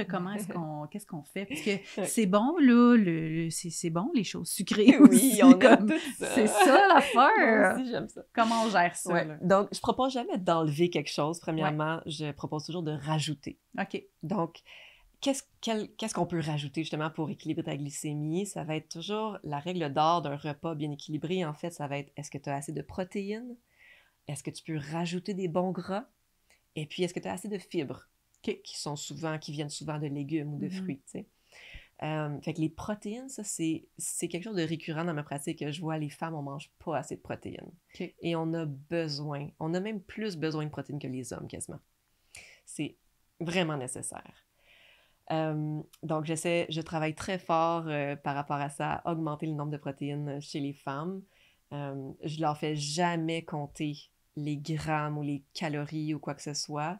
Je pense que notre premier devoir en tant que femme, c'est en fait de se dissocier de ce contrôle-là et de retrouver une belle relation à la nourriture. Mais il faut être consciente en même temps de c'est quoi qui nous aide à long terme et c'est quoi qui nous aide pas. Donc oui, déjeuner protéiné, surtout dans la phase lutéale, mais n'importe où dans le cycle, c'est sûr que ça va nous aider beaucoup. Puis quand on dit protéines, c'est sûr que les protéines animales, là, culturellement, c'est moins, disons, hot là, dans notre société, mais on pourrait manger carrément un dîner au déjeuner. On pourrait manger salé, un peu comme au Japon ou en Afrique. Ils mangent la viande avec du riz, du quinoa, des grains, du sorgho. On pourrait manger un genre de repas, dîner, souper, là, au déjeuner. Ça serait l'idéal pour notre glycémie. Oui, plus qu'un bol de céréales. Transformé et tout. Ou des œufs, comme tu as mentionné tantôt, des saucisses, vraiment. Fait que c'est comme un retour un peu à la nutrition un peu ancestrale d'il y a 200 ans, là, de nos arrière-grands-parents, quand il n'y avait pas justement tous ces produits transformés-là que notre corps ne reconnaît plus du tout et qui nous causent tellement de soucis de santé. Donc, des protéines le matin. Protéines le matin. Et à chaque repas. Juste pour dire un chiffre, là, on aimerait ça avoir un petit 30 grammes à chaque repas. Donc, ça nous donnerait un 90 grammes en tout dans la journée. Pour les gens, là, pour qui les grammes... Moi, j'ai juste mesuré ça quand je consommais du pot, là. Je suis comme 5 grammes. Ça ferait beaucoup 30 grammes. Je suis comme, OK, c'est ça. Désolée. J'ai pas souvent de petites balances sur mon comptoir. Fait que c'est comme une paume de main, genre? Oui, c'est ça qu'on va dire, la paume de la main, là, mais une bonne poitrine de poulet, ça va être un 30 grammes. C'est 30 grammes. Ah, quand même. Ça, à chaque repas? Oui. OK. 30 grammes, là, au niveau des œufs, c'est quand même beaucoup. C'est pour ça qu'il n'y a pas beaucoup de femmes qui l'ont. Ça correspond à 5 œufs Oh boy, je suis Il n'y loin a pas du grand compte. monde Non, non. qui consomme ça. Puis je vous dis pas Wow. de prendre 5 œufs le matin, mais tu sais, s'il peut avoir, disons, 2-3 œufs avec une autre protéine à côté Mhm. pour varier. Oui, parce qu'on aime ça, les œufs, maman, nous, on fait le tour de la c'est texture. ça, tu sais, ça fait, c'est pas mal, là. Ouais. Donc, mais tu sais, ça se mange peut-être mieux en omelette ou en, tu sais, en Ouais. espèce de Ou de venir brouillé. acheter du fromage, peut-être, ou comme... Oui, Ouais, je compte jamais le fromage ou une les protéine. noix, les graines comme source de protéines Ok. comme telles. Ça va être une bonne source de cholestérol, de bon gras. Mm. Et le cholestérol, oui, on en a besoin parce que c'est la base de nos hormones. Ouais. Hein? Nos hormones sont faites à partir de protéines et de cholestérol. Donc, on doit, puis c'est souvent les deux choses que les femmes mangent le moins. Ben en oui. fait. Ben Alors, là, ça a été démonisé, le cholestérol. Là. On est comme, oh, sans cholestérol, c'est meilleur. C'est ça. Donc, Ouais. c'est des grands paradigmes qu'il faut complètement Ouais. virer de bord. Avec l'avenue de M. Kellogg's, là, qui a promu ses céréales du matin en 1950, etc. Depuis ce temps-là, il n'y a jamais eu autant de maladies cardiovasculaires puis de diabète. Donc, il faut se rendre à l'évidence que c'est pas ça là, Oui, qui nous rend l'habitude des santé, là. céréales du matin, là, c'était Non, pour non. enrichir un monsieur. Là. Exact. On va arrêter C'est d'en politique. manger. Ouais. Puis, quand j'étais à la maîtrise en nutrition, ils nous l'ont dit, le guide alimentaire, c'est une question économique et politique. Mm-hmm. C'est comme ça qu'il a été fondé. C'est pas pour la santé du petit Canadien et Canadienne. Là. Ouais. Alors, il faut prendre ça en considération. C'est très lobby. Il y a beaucoup de lobby derrière ce qu'on dit. Mm-hmm. Donc, c'est important de sortir de ça. C'est un autre sujet. On pourrait... pour une autre Mais fois. On entend. Ouais. Puis, lié à tout ça, il y a le foie, le microbiote aussi, parce que c'est lié à la digestion. Comment est-ce que... Donc, on ne s'empêche pas nécessairement de manger des choses qui sont sucrées. On vient rajouter protéines, bon gras et fibres. Regarde, ça vient encercler tout ça. Mais là, après aussi, comment est-ce qu'on peut prendre soin de notre microbiote puis de notre foie? Puis c'est quoi le rôle que notre microbiote et notre foie jouent sur nos hormones? Ouh là là! Oui, c'est gros, hein? C'est ça. Gros, ouais. Fait en gros, en fait, pour résumer, là, c'est que le foie s'occupe de la gestion du métabolisme des oestrogènes. OK. En gros. C'est lui qui va décider, est-ce que je transforme les oestrogènes que je reçois, donc endogènes et exogènes, donc que j'ai à l'intérieur ou de l'extérieur de l'environnement, en oestrogènes toxiques ou, bon, en protecteurs. Okay. Parce qu'on a plusieurs types d'oestrogènes.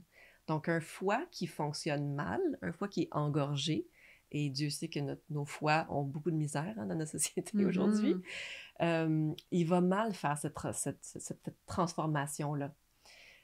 Donc, on veut vraiment prendre soin de notre foie pour justement que les phases de détoxification des oestrogènes se fassent bien.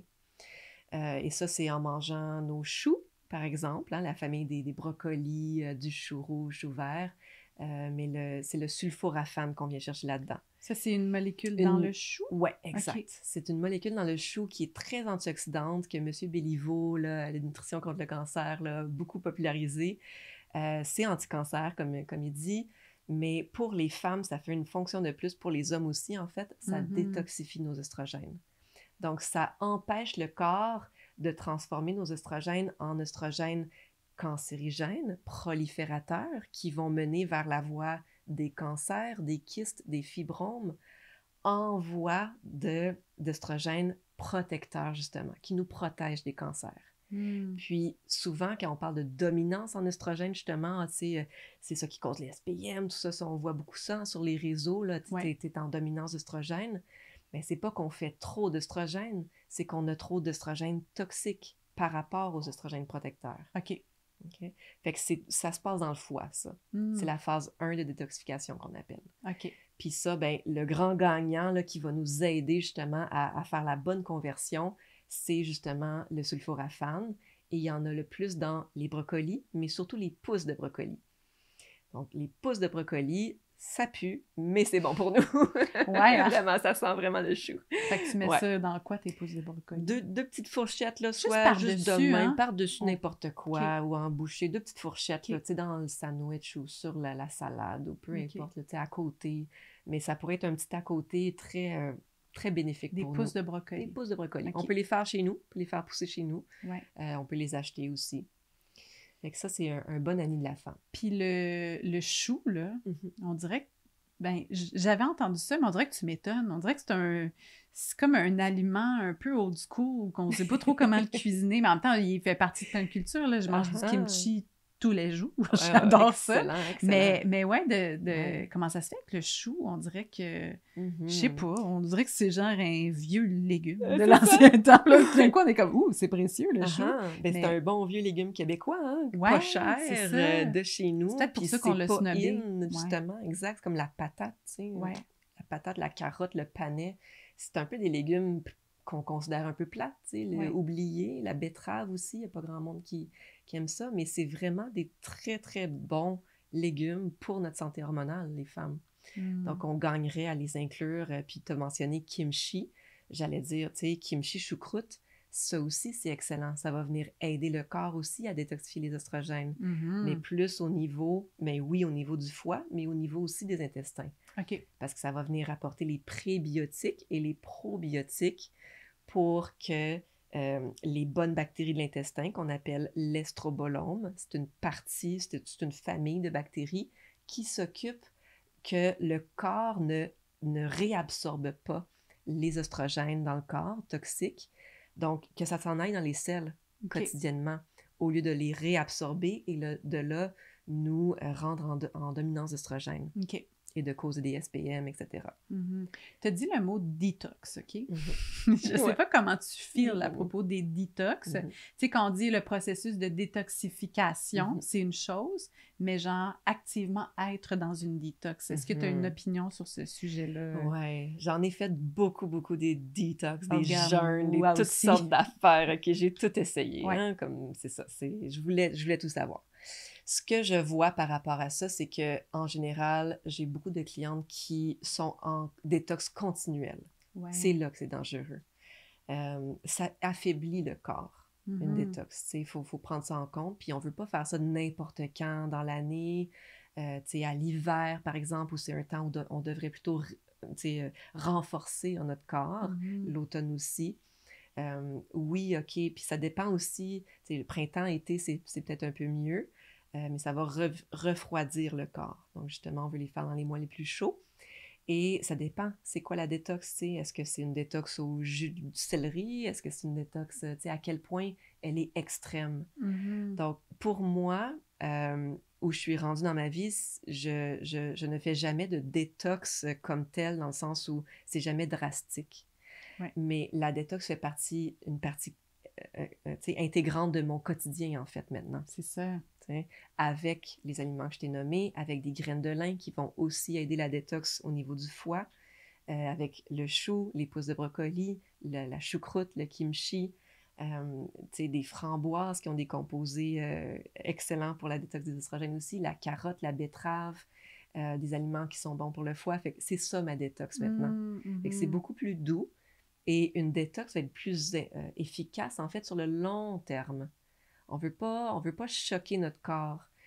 Si on revient au cortisol de la femme puis de la fatigue que la femme a, on veut pas surcharger encore plus notre corps. Ouais. On veut faire ça doucement, sur le long terme, plutôt que intense et vraiment drastique.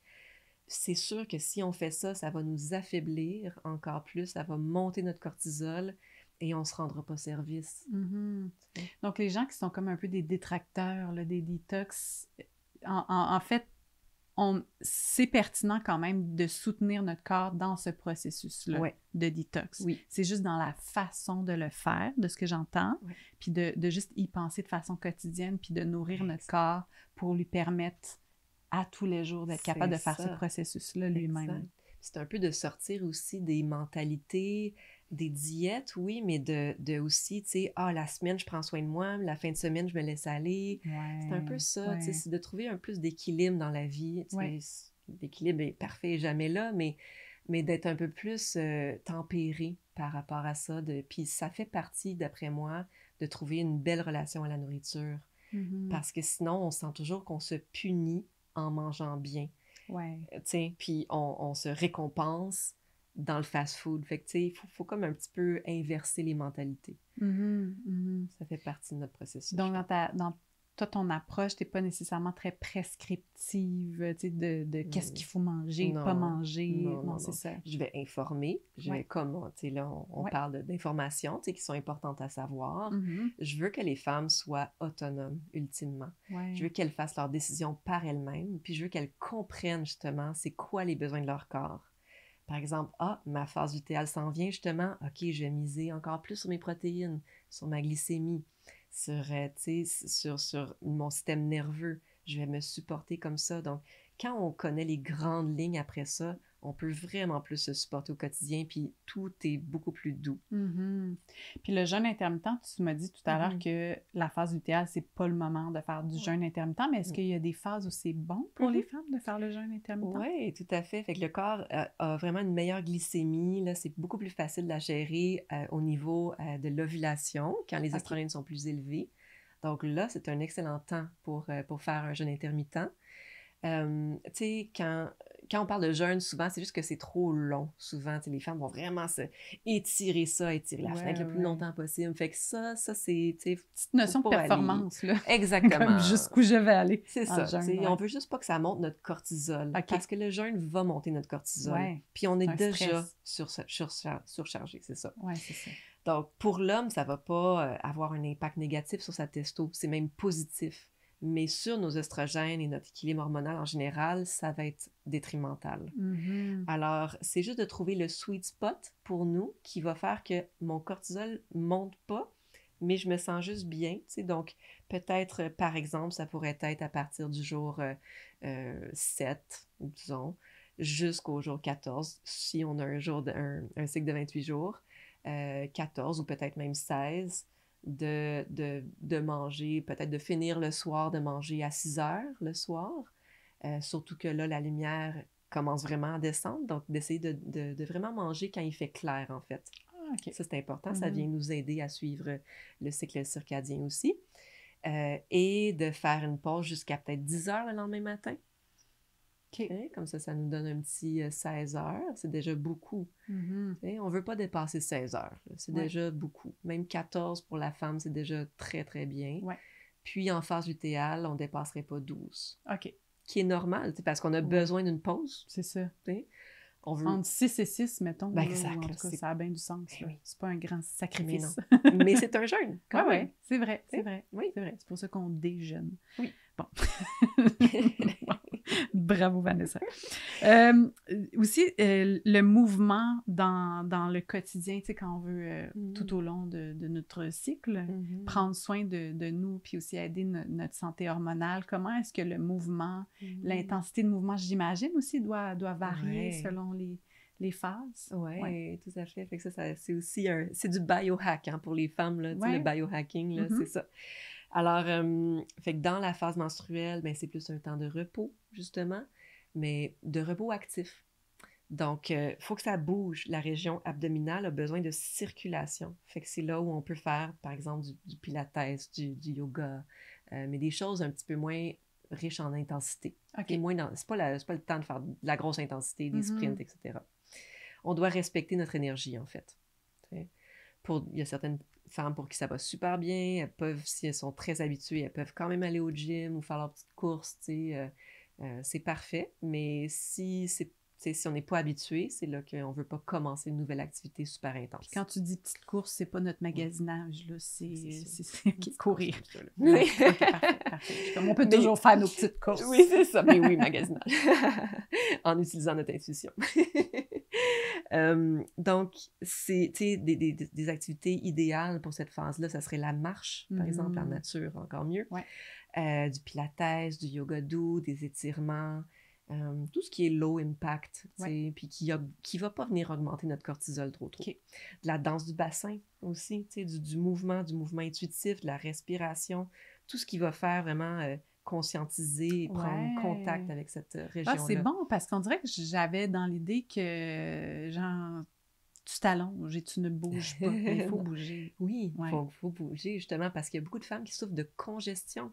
Ouais. C'est congestionné. Je vois beaucoup de femmes avec de l'endométriose, par exemple. Ça, c'est un grand... c'est beaucoup de congestion. Okay. Donc, il faut continuer à bouger, mais il faut adapter notre mouvement à où est-ce qu'on est et comment on se sent. Puis là, quand on est dans la phase folliculaire, là... Folliculaire. Donc, les oestrogènes remontent. Donc, Ouais. là, on peut commencer, mais très graduellement, en fait. On veut vraiment s'imaginer, là, OK, à chaque jour, comment je me sens, où sont à peu près rendus mes oestrogènes en se comparant au cycle précédent. OK, je me sens à peu près à 6/10, disons, dans mon énergie. OK, ben je vais faire justement quelque chose qui respecte cette énergie-là. Ouais. Donc, je peux amener un petit peu plus d'intensité, mais c'est pas encore là que je vais vouloir faire mon gros hit, mon gros CrossFit à partir du jour 4-5, là. Non, non. Tu sais, on veut y aller doucement. Donc, on peut aussi faire des choses qu'on est moins habitué de faire parce que c'est aussi là où le cerveau est très malléable avec les oestrogènes qui remontent. C'est la phase de la jeune fille, hein, comme on dit. Donc, c'est l'adolescente qui découvre, qui est curieuse, qui veut apprendre des nouvelles choses. Donc, ça peut être un bon temps pour essayer des nouvelles activités, des nouveaux cours de groupe, par exemple, mais toujours en respectant notre énergie. C'est l'apprentissage, c'est que je retiens, ouais. Ouais. Oui, c'est ça. Exact. Mais là, tu t'en as parlé tout à l'heure en évoquant la souveraine dans la phase lutéale. Là, tu parles de la jeune fille dans la phase folliculaire. Juste pour les gens qui sont comme de qui c'est qu'elle parle. C'est comme peut-être pas tout le monde qui nous suit en ce moment. Dans le fond, dans les quatre phases du cycle, il y a aussi des archétypes qui sont associés. Donc, quand on parle de, disons, bon, là, on parle de la phase folliculaire, c'est la jeune fille, tu sais, fait que là, comme, ça émerge, tu sais, mais là, c'est printemps. Là, après ça, quand on arrive à l'ovulation, c'est la mère. C'est la mère. La mère qui donne, qui donne, mais qui reçoit aussi. C'est la phase où les oestrogènes sont au meilleur, sont au plus haut. On va avoir souvent plus d'énergie, là. Et souvent, on va être plus sociable. Donc, c'est la mère vraiment qui donne, qui nourrit ses enfants, qui veut être en relation, qui a une meilleure facilité à la communication aussi, qui a beaucoup d'entre-gens, de tact. Alors oui, c'est une belle phase, souvent, pour la plupart des femmes, mais là, encore là, c'est des généralités. Hein? C'est pas toutes les femmes qui se sentent comme ça. Non. Je tiens vraiment à le préciser parce qu'on peut se sentir un peu exclu, là, tu sais. Moi, il y a des femmes qui me disent, moi, je me sens pas du tout bien là, dans ma phase ovulatoire, puis c'est correct, tu sais. Puis il y a des choses à faire pour ça. Mais en général, c'est ça, c'est la mère. Et là, c'est là où on peut mettre un peu plus d'intensité.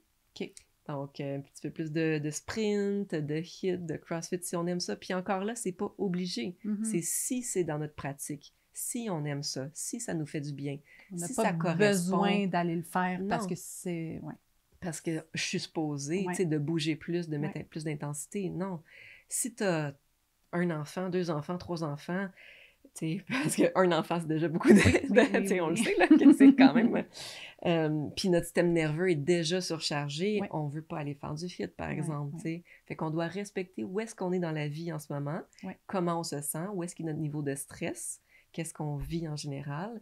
Puis, si on a un débordement d'énergie puis qu'on veut bouger plus, ben oui, on y va, tu sais, on va un petit peu plus mettre d'intensité. J'aimerais te ramener sur un autre sujet, là, on bouge.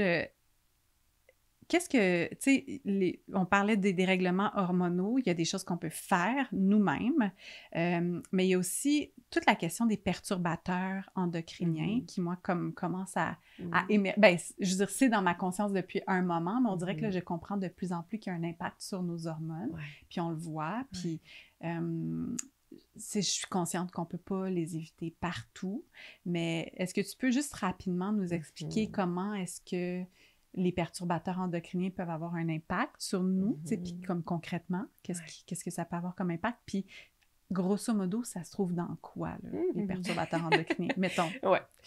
Donc, les perturbateurs endocriniens, qu'on appelle aussi xénoœstrogènes, oestrogènes étrangers, dans le fond, c'est des imitateurs d'hormones. Donc, ils imitent les hormones et ils viennent s'installer dans les mêmes récepteurs à hormones dans notre corps. Donc, ils prennent la place de nos vraies hormones. C'est ça. Puis, ils peuvent ils peuvent en fait avoir un impact à la hausse ou à la baisse. Donc, ils peuvent faire qu'on va avoir plus d'œstrogènes ou moins d'œstrogènes selon leur effet, dans le fond, puis selon sur quel type d'œstrogène ils se mettent. Fait que c'est ça, c'est un peu complexe, mais en gros, il y en a partout. Puis c'est relativement nouveau aussi. C'est ça qu'on doit garder en tête. C'est nouveau pour notre corps, ça. Depuis les années 50, il y a eu, je pense, 100 000 de nouvelles molécules qui ont été créées. tu sais, dans l'environnement, dans l'industrie, du vêtement, de ouais. partout, des textiles, de partout, des produits cosmétiques, tu sais. Donc, c'est tout nouveau, ça, pour notre corps. Donc, on est comme la deuxième, troisième, tu sais, génération qui sont en contact avec ces petites molécules-là.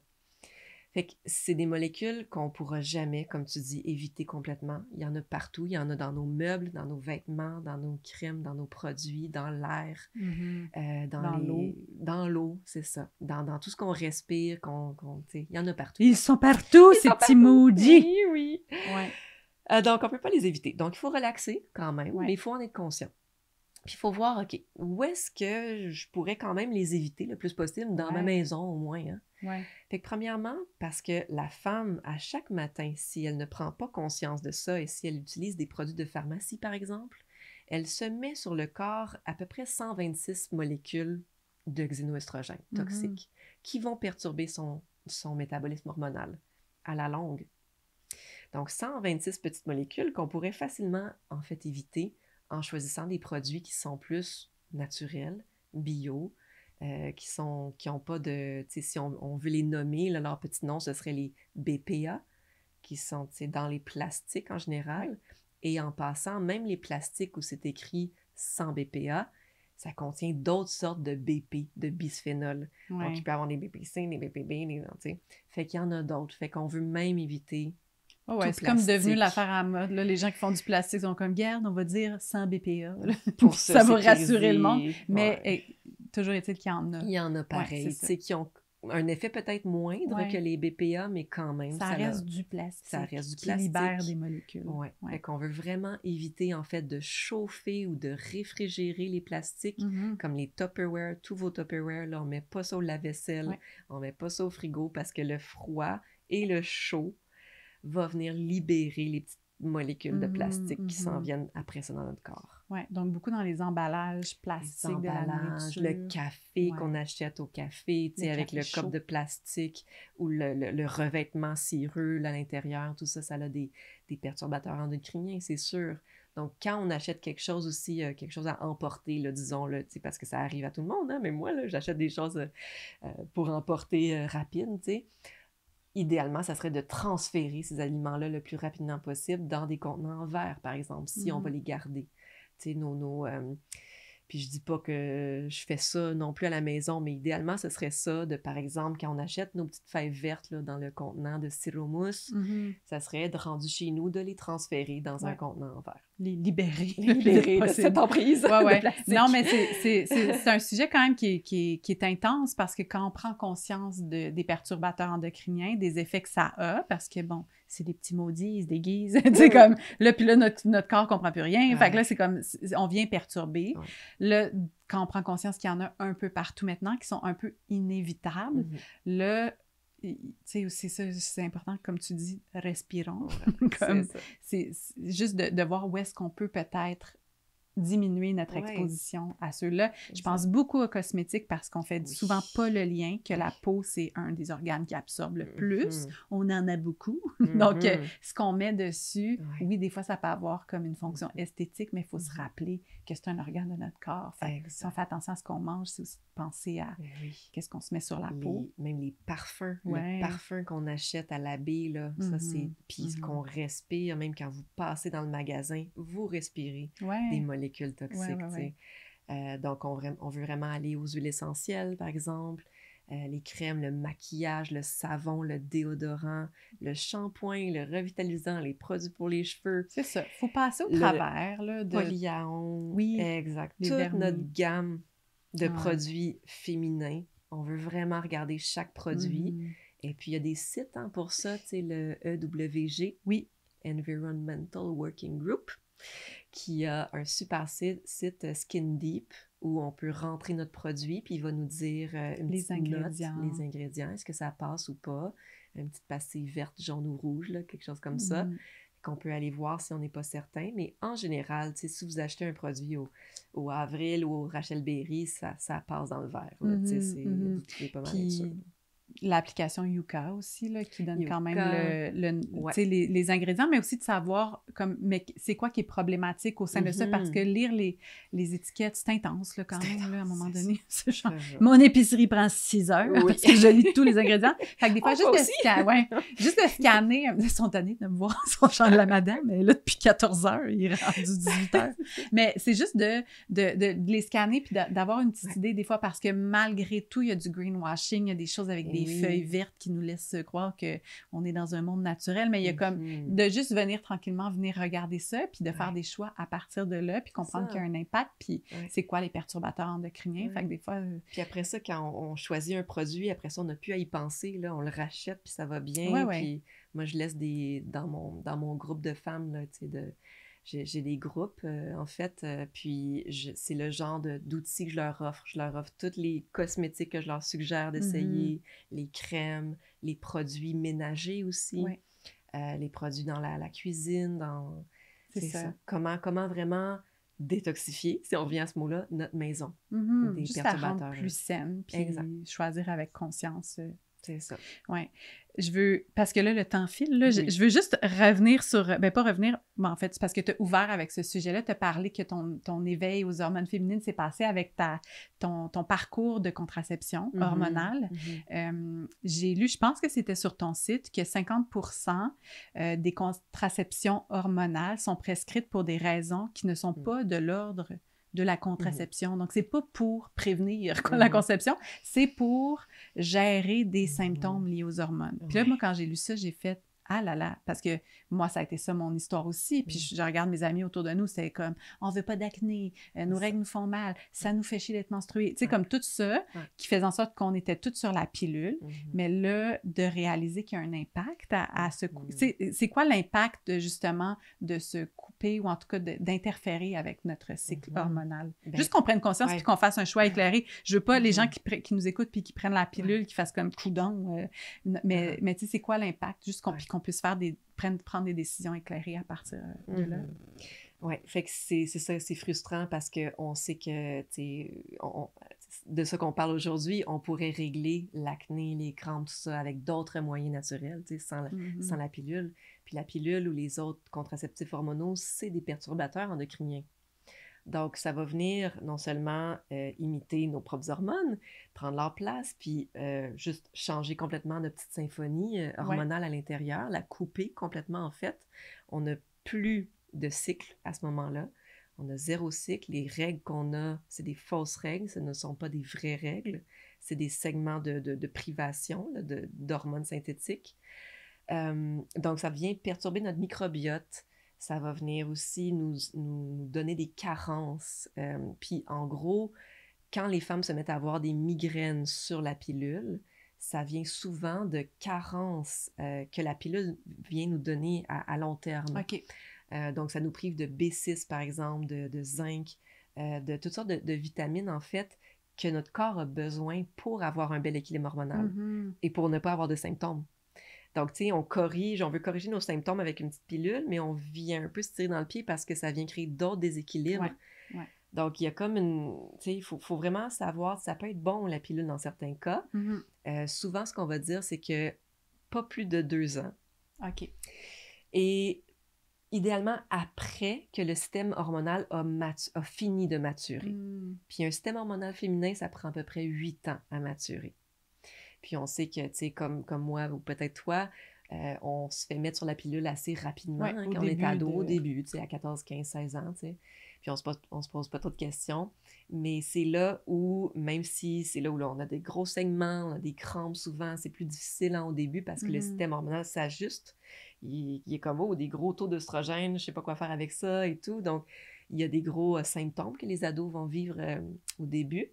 Mais elles doivent passer par cette période-là et il y a des choses, encore une fois, qui est de l'ordre de l'alimentation ou du mode de vie qu'on peut regarder plutôt que de tout de suite mettre une petite pilule pour couper ce système-là. Parce que sinon, la maturation va être remise à plus tard. Quand on va arrêter la pilule à 30 ans, quand on va vouloir avoir des enfants, bien là, on va avoir un système immature encore. Donc, on va se dire, pourquoi j'ai de l'acné qui repop, tu sais, puis après ça, des crampes, je les avais plus sur la pilule, il n'y a plus rien qui va. Wow, on dirait que tu viens de décrire ma vie. La mienne aussi. Ouais, ouais. Ouais.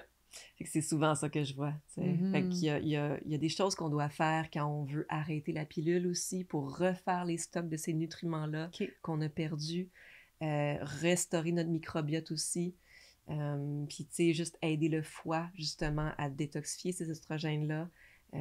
Parce que c'est des oestrogènes, des xénoestrogènes qui vont plus vers les oestrogènes, comme on parlait, toxiques, là, proliférateurs. Ouais. C'est pas des oestrogènes protecteurs du tout. Là.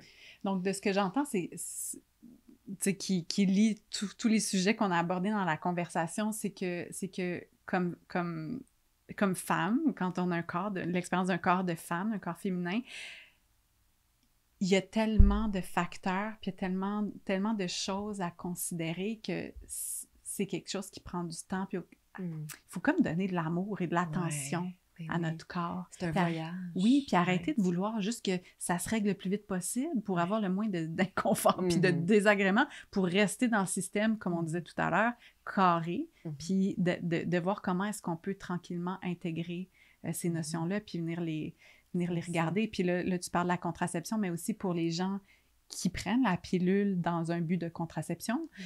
Il y a la contraception naturelle aussi, qui est une voie qui est possible. Puis je sais que tu offres des formations là-dessus, que tu es spécialisée. On ne va pas rentrer là-dedans parce que, bon, le temps file, comme je disais, mais il y a quelque chose quand même qui est possible d'être fait.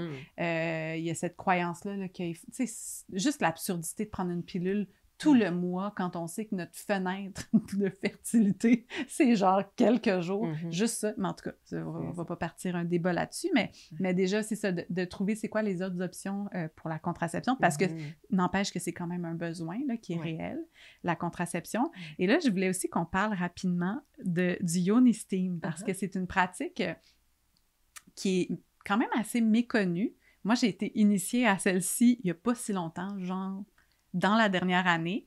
Et la première fois que je me suis assise sur un Steam, j'ai fait « Comment ça, je savais pas ça? » C'est que... j'étais genre « Wow! » J'avais le goût là, d'en parler à tout le monde. Mais ouais, il y a quelque chose quand même là qui est puissant. Veux-tu juste... J'arrête pas de dire rapidement, là, c'est parce que je suis consciente du temps. Puis à un moment donné, je veux parler de tellement de sujets. Puis là, je peux pas croire qu'on n'en parlerait pas, mais rapidement, qu'est-ce que c'est le Yoni Steam? Et je sais que tu offres un document gratuitement sur ton site, merveilleux, qui peut aussi accompagner les gens qui auront envie de s'y mettre. Oui, c'est une autre des pratiques ancestrales, hein, comme on disait, qui est pratiquée sur tous les continents. Donc, c'est une sagesse que les femmes ont depuis des millénaires sans se parler, nécessairement, parce que ça fait des millénaires, justement, il n'y avait pas d'Internet dans ce temps-là. Les femmes pratiquent ça de façon instinctive. Puis, moi aussi, je me souviens de ma première fois. Écoute, j'en ai pleuré. Moi aussi. C'était tellement... Ça vient tellement nous chercher, hein. Je sais même pas comment l'expliquer. Tellement, moi non plus, c'est ça. C'est tellement puissant. Ça a relâché quelque chose, là. J'ai fait je peux tellement comprendre. Et je souhaite à toutes les femmes d'essayer ça. Mais en tout cas, c'est en fait le principe, c'est simplement de faire bouillir, de faire une infusion ou une décoction de plantes. Donc sur le feu, on prend une casserole, on fait bouillir à peu près 6 tasses d'eau. Puis on rajoute les plantes qu'on veut selon la condition qu'on veut, ou des plantes calmantes. Tout est dans le document là, sur mon site qu'on peut télécharger là, pour avoir des exemples de plantes. Puis, on les fait infuser une dizaine de minutes et on va garder le couvercle après ça par-dessus pour garder la vapeur, la chaleur. Et là, il y a des bancs à Yoni Steam qui se vendent. C'est des espèces de gros tabourets en bois avec un trou. Mais on peut aussi simplement prendre... il y a des femmes, en fait, qui mettent ça dans un bol au fond du bol de toilette. Ça se fait. Puis on peut simplement s'asseoir sur le bol de toilette.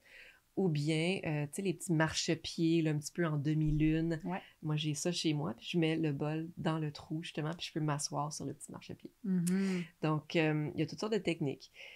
Et donc, on va s'assurer non plus que ce soit pas, tu sais, on soit pas trop près de la vapeur pour pas se brûler. C'est Ouais. toujours ça le risque, là, on veut pas se brûler, on Oui, veut oui, faire oui. bien Ben, attention tu sais, à ça. je pense qu'on peut écouter notre corps, là. On le Écoutez, sent quand c'est un peu trop chaud, là. exactement. Oui, parce que c'était une grosse affaire aussi dans les Ouais, médias c'est quand ça. ça a été, je sais pas, quand ça s'est un peu démocratisé puis qu'on en a parlé, les spécialistes étaient comme, mais on peut se brûler. On Puis là, va je se suis comme, ben là, c'est comme brûler. on fait cuire de la nourriture, on peut C'est se ça. brûler, on le sait, On n'est là. pas tout le temps en train de se brûler les mains, là, Ben, tu c'est sais. ça, en tout C'est cas. ça, exact. Parenthèse fermée. C'est- Désolée.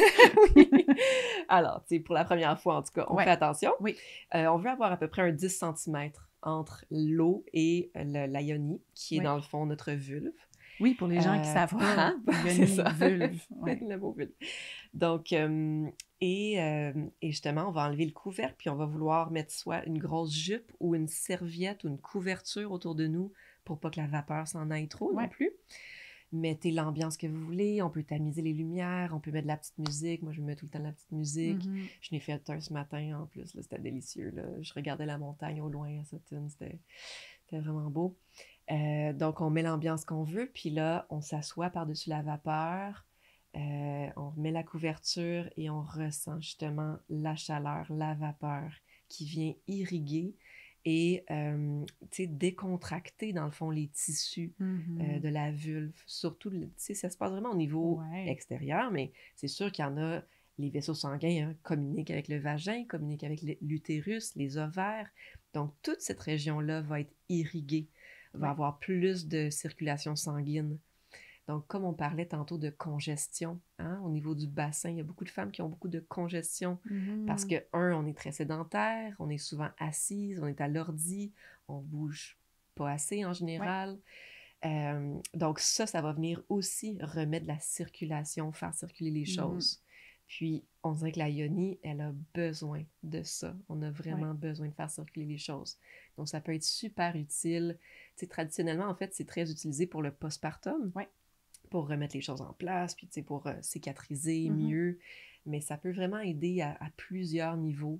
Justement, quand il y a des crampes, en passant, on ne veut pas faire ça pendant les règles C'est parce ça. qu'il y a déjà trop de circulation sanguine. Ça, c'est correct. C'est Là, ça, il s'en là. passe assez de choses. Exactement. Mais avant les règles et Ouais. après, ça peut être très bon pour prévenir les crampes, augmenter la circulation à ce niveau-là. Puis après ça, remettre tout ça en place là, après les règles.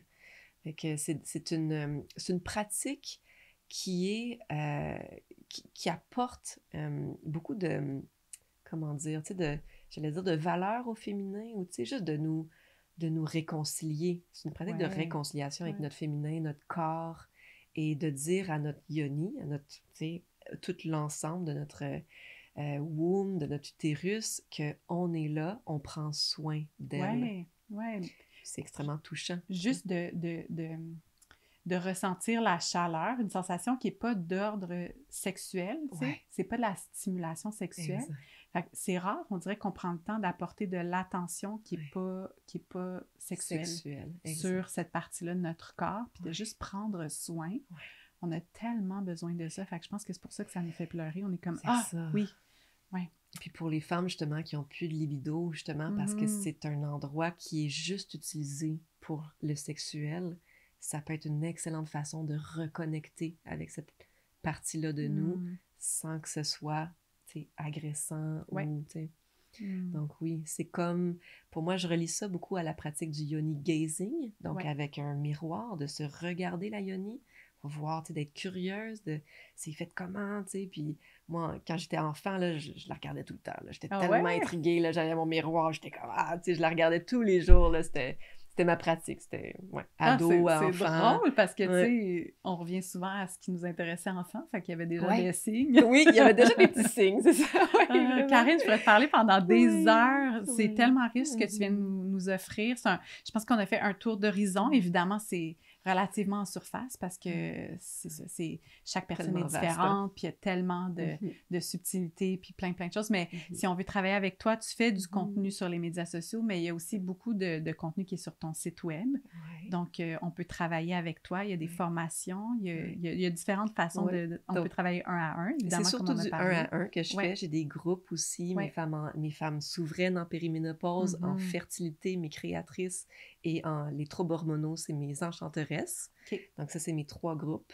Je fais des lives à chaque semaine, on a bien du fun. Sinon, c'est vraiment, je fais des 1 à 1 aussi dans ces groupes-là. Puis, tu sais, je suis pas très active sur les réseaux. J'aimerais beaucoup l'être beaucoup plus, en fait. J'aimerais vraiment partager plus, éduquer plus, mais je me concentre tellement sur mes clientes qu'il me reste moins de temps pour le reste. Puis sinon, j'ai beaucoup de formations aussi qui s'en viennent. J'en ai juste une en ce moment sur mon site qui est la contraception naturelle. Comme tu as dit, pour être vraiment 100% autonome dans la gestion de notre fertilité en tant que femme. Donc, c'est une super formation. Mais il y en a plein d'autres qui sont terminées à 95%, je te dirais, puis qui s'en viennent.